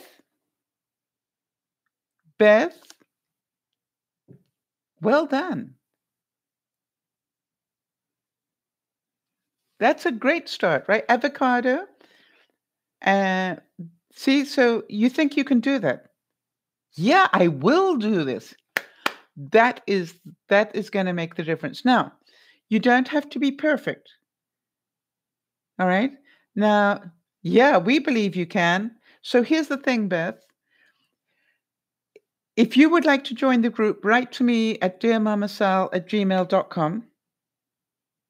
All right. And we'll add you to our little group. Hey, Nana, um, I understand what you were trying to say as well. All right. And I know you're trying to help because that's who you are. So big hugs to you. I just didn't want Beth to think that she was going to have to eat 3 big meals a day. That's not what I wanted. Okay. And so anybody else that needs that accountability. Now, the only thing we need to warn you from our experience is, do you know how to take a picture of your phone?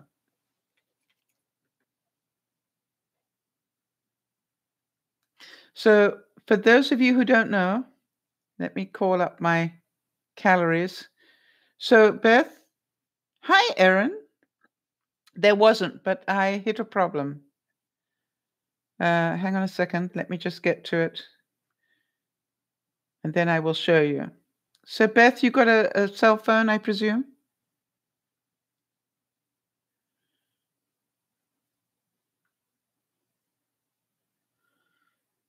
So this was mine from yesterday.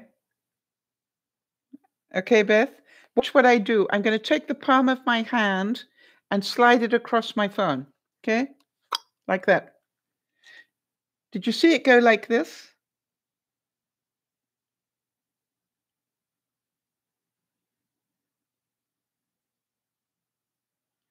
Did you all know how to do that?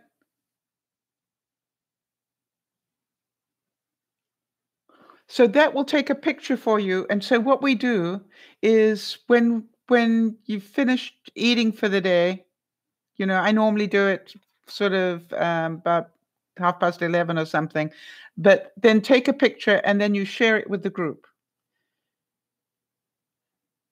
Okay? Nice and easy. Just literally swipe your hand across and it'll take a picture for you. And then you just go to wherever you keep your pictures. Actually, mine automatically says, "Do you want to share it?"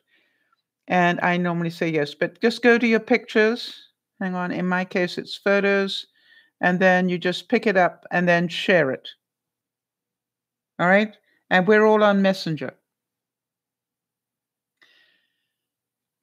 Okay, so yours doesn't do it that way. All right. So, Beth, can you try to see if yours does? Just literally try and take a screenshot of anything that you've got on your camera.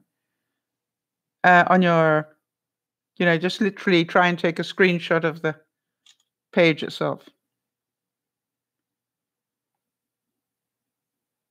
I thought is Beth on iPhone or Android?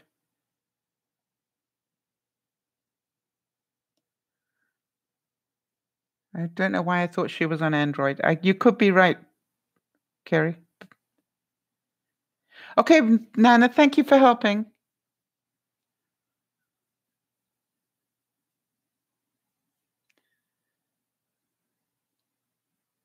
Oh, you're an iPhone. Okay, for anybody who's got an iPhone, how does she take a screenshot on an iPhone? Please. Or do you know already, Beth?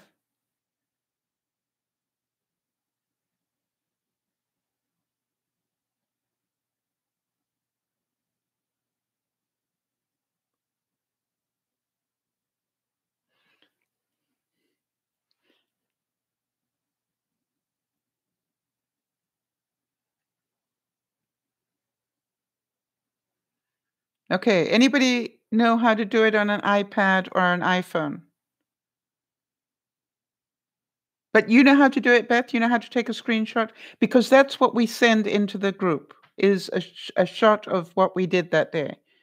Now, the thing to remember.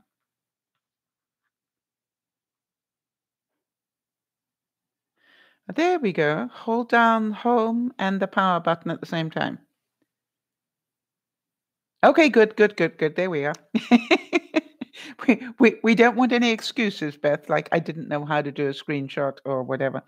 But the thing is, we actually need to see it to show that you bothered to put the information in. You see, it's not just a case of, we want to know you had 1,600 calories. We want to know, were you disciplined enough to put in what you ate and that you didn't lie? Yeah, there we go, Erin. Erin, do you have a health update for us? Because I was just saying that I hadn't heard from you this week. All right, so Beth, good for you. And here is the thing, Beth. The number one thing about mental health is to be aware that it's affecting your life, right? And if you're not eating properly, then it's affecting your life. Some of us eat too much, some of us don't eat enough. But the main thing is you want to do something about it. That's half the battle, is to accept that you have a problem and then to do something about it. And quite honestly, just being accountable do you think you could do it for a month?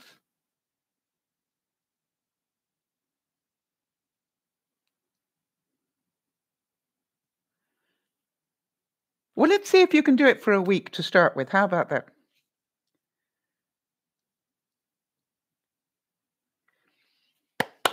Those are the words, right? I'm going to do something, but not I'll try.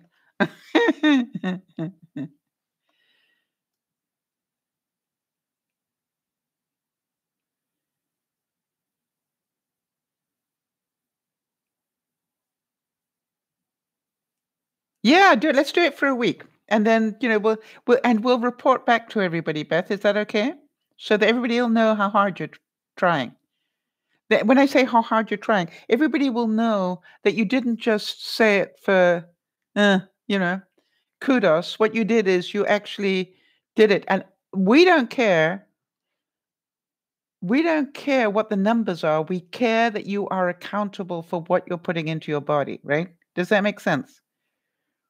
Now, anybody else who wants to join in, uh, uh, just let me know, and I need to know what your messenger name is. Yeah, got it, Aaron. So you'll let us know next week, right? Oh, absolutely. And by the way, Beth, you don't have to be perfect. Two things: you don't have to be perfect, and you don't have to lie to us. All right? Does that make sense? We just want to help you feel better about yourself. So why would you lie to us? All right? Because then you just feel bad. Then it's just like everything else. But I really encourage you not to lie to your husband either.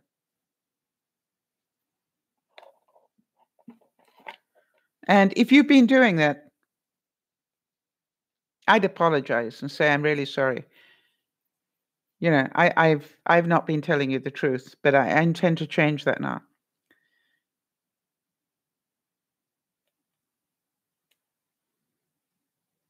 Oh, us, Kerry and Jody and Lauren, we all are struggling with this in different ways. So it's actually interesting to have somebody who's trying to put more calories in rather than pull them down a bit. You know how jealous we will be of you, Beth. And that's what we do here, Beth, is we support people. Except for Sarah, who we hit with a 2x4 on regular occasions. Hey, Sarah. she's our new but then she does have an incredible sense of humor, which makes it such fun. But what I really liked was that Sarah now has her own 2x4. That takes great character, Sarah, to have your own 2x4. And let us know when you talk to us each week, Sarah. Let us know how many notches you have on your 2x4. I'd be very interested to see how you do. You see, what Sarah's doing, Beth, I want you to get this. Sarah is busy talking reality now. That's what the 2x4 is about. Right? She realizes she has, yeah. But it's true, Sarah. It's true. You've done a great job. Anybody else notice that in the small amount of time that Sarah's been with us? How much growth have we seen out of Sarah, and how much wonderful humor? When you can laugh at yourself instead of beat up on yourself, that's pretty healthy. You know what I mean? When you can be amused by how much you've been lying, or be amused by just how did I do that to myself? That is healthy. All right, the same thing as Beth going, I'm prepared to go and do a week of actually being accountable. Beth, will it be easy? No. Yes, Erin. Yes, Sarah, you're right. How much brown sticky stuff you've done to yourself. All right. It's not other people. You always blamed other people for doing it. But the truth is, now that you got your 2x4, the truth is it was a self-inflicted wound. Can you see that now? It's because you cared about what other people. No, no, it's not all you. You're not that special. I still believe there are some idiots out there. Please tell me it's not all totally about me. Please, Sarah. Somebody help me here.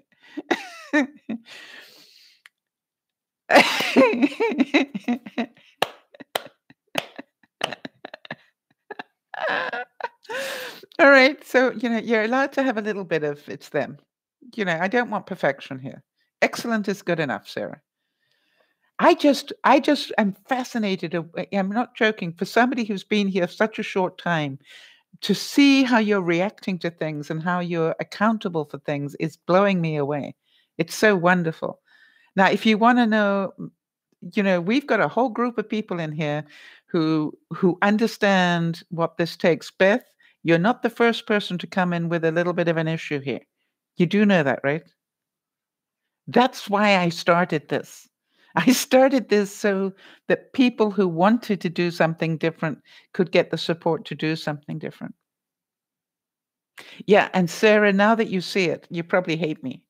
As one of my friends said to me, ignorance was such bliss. When I could blame everybody else for it, it was so much easier. And now I have to go and get some sleep because I have to be up and at 'em and ready to leave the house at 10 o'clock tomorrow, which is sort of normally about the time that I'm thinking about waking up. Well, Beth, you are a better person. You're a better person just for being in the room. Do you understand? You see, this is the way that I look at it. Anybody who comes into this room and stays, anybody who comes into the room and stays, what do I know? They actually, hi, Paula, right? They actually want some help and they actually want to learn something. And so here's the thing. I don't know if you've noticed, Beth, but I can start talking about peeling oranges and we will end up helping somebody somewhere along the line. Have you noticed that? Or I can be talking about my trailer breaking down. Actually, I'm just leaving, Paula, but you can catch it on the replay. It started off talking about um, the problems that I had with my trailer when I was about to go on vacation, and I'm still at home, and how I dealt with that. So if you listen to the replay, and then it went on to grieving, and then it went on to how much we beat up on ourselves. Guilt. It had to do with guilt. Are those things that mean anything to you? So it'll take me the replay will be available almost immediately, but I will cut off the chat. Yeah. So Paula, and any of the broadcasts, the fact that the topic is X, Y, or Z doesn't matter. We will end up. Yeah, we know about the guilt stuff. You will love the second half of this. But listen to the first half anyway, because that may help you. So, Paula, great to meet you. Have we met you before? I'd like anybody that understands the guilt part, Yeah. Believe me, I used to live my life that way, Paula.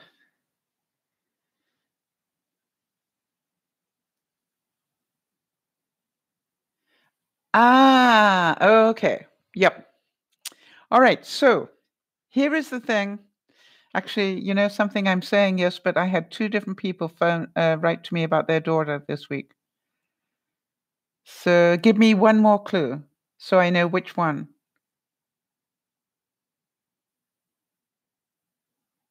Can you give me any other clue?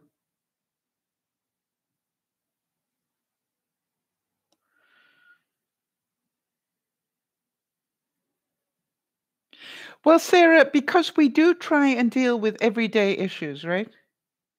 Okay, I will hunt through and see. Write to me again so I know.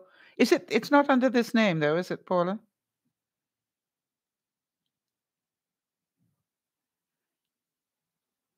Oh, but if it is, I'll be able to find it. So, Sarah, it is difficult stuff to deal with, right?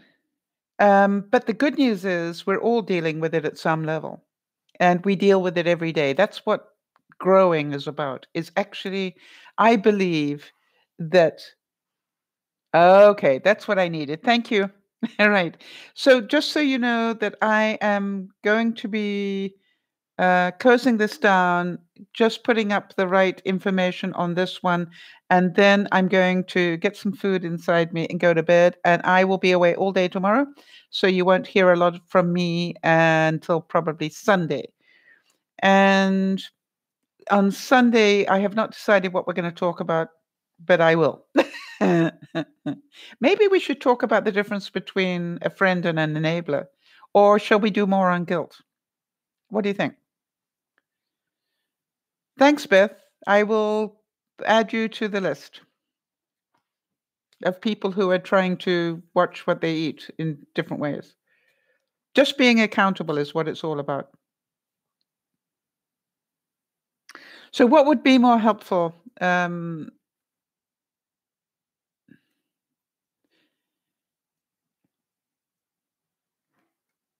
can hit the bell. You poor thing. Yeah, hit the bell, people. Do you know what that means? Yeah, I think enabler has been a hot topic for quite a few broadcasts. I will, yeah. Well, Sarah, why don't you give me something to build that around? Why don't you send me your case study and then we'll work around it? How's that? We'll do enabler this weekend because I have been promising to do that. Enabler versus a friend. And what I'll do is I'll ask you a lot of questions and find out which way you would go, and I'll let you know whether you're an enabler or a friend. Fair enough? How many of you like that sort of stuff? You know, the quiz.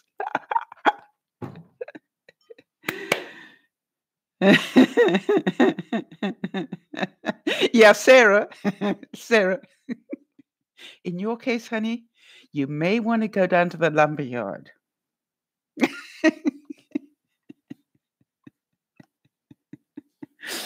And Beth, you probably will need a visit to the lumber yard as well, where they carry the 2x4s, right? Because I got a feeling you two will be picking up more than one or two.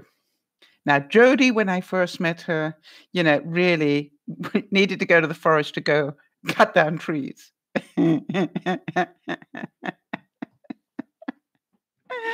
But she's doing so much better. And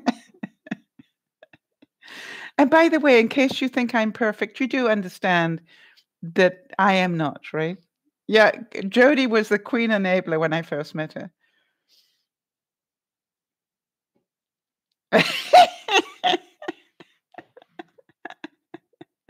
Well, my goal is to talk about these things, hopefully, and I'm crying with laughter now, but hopefully in a fun way, all right? So that you can see you're not the only ones out there with these issues, but also that you can see how miserable your lives are when you spend it in guilt or not putting down a decent boundary where you need it or not telling the truth about what's going on. You see, when we do those things, something magical happens.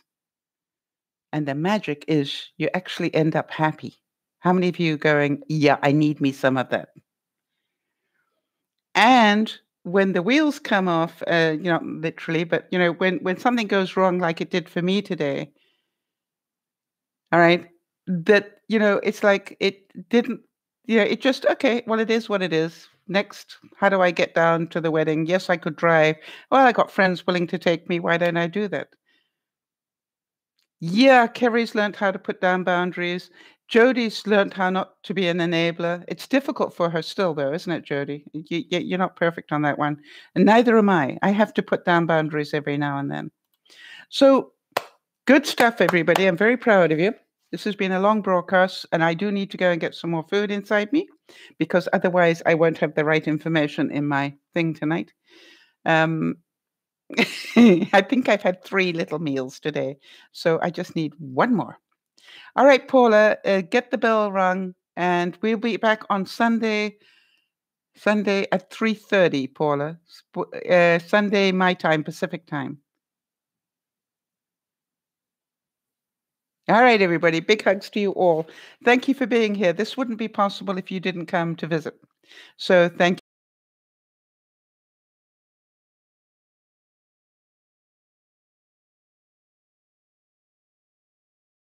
Bye-bye for now as I find the right buttons. It takes a little while. End the stream. Do I really want to end the stream? Here.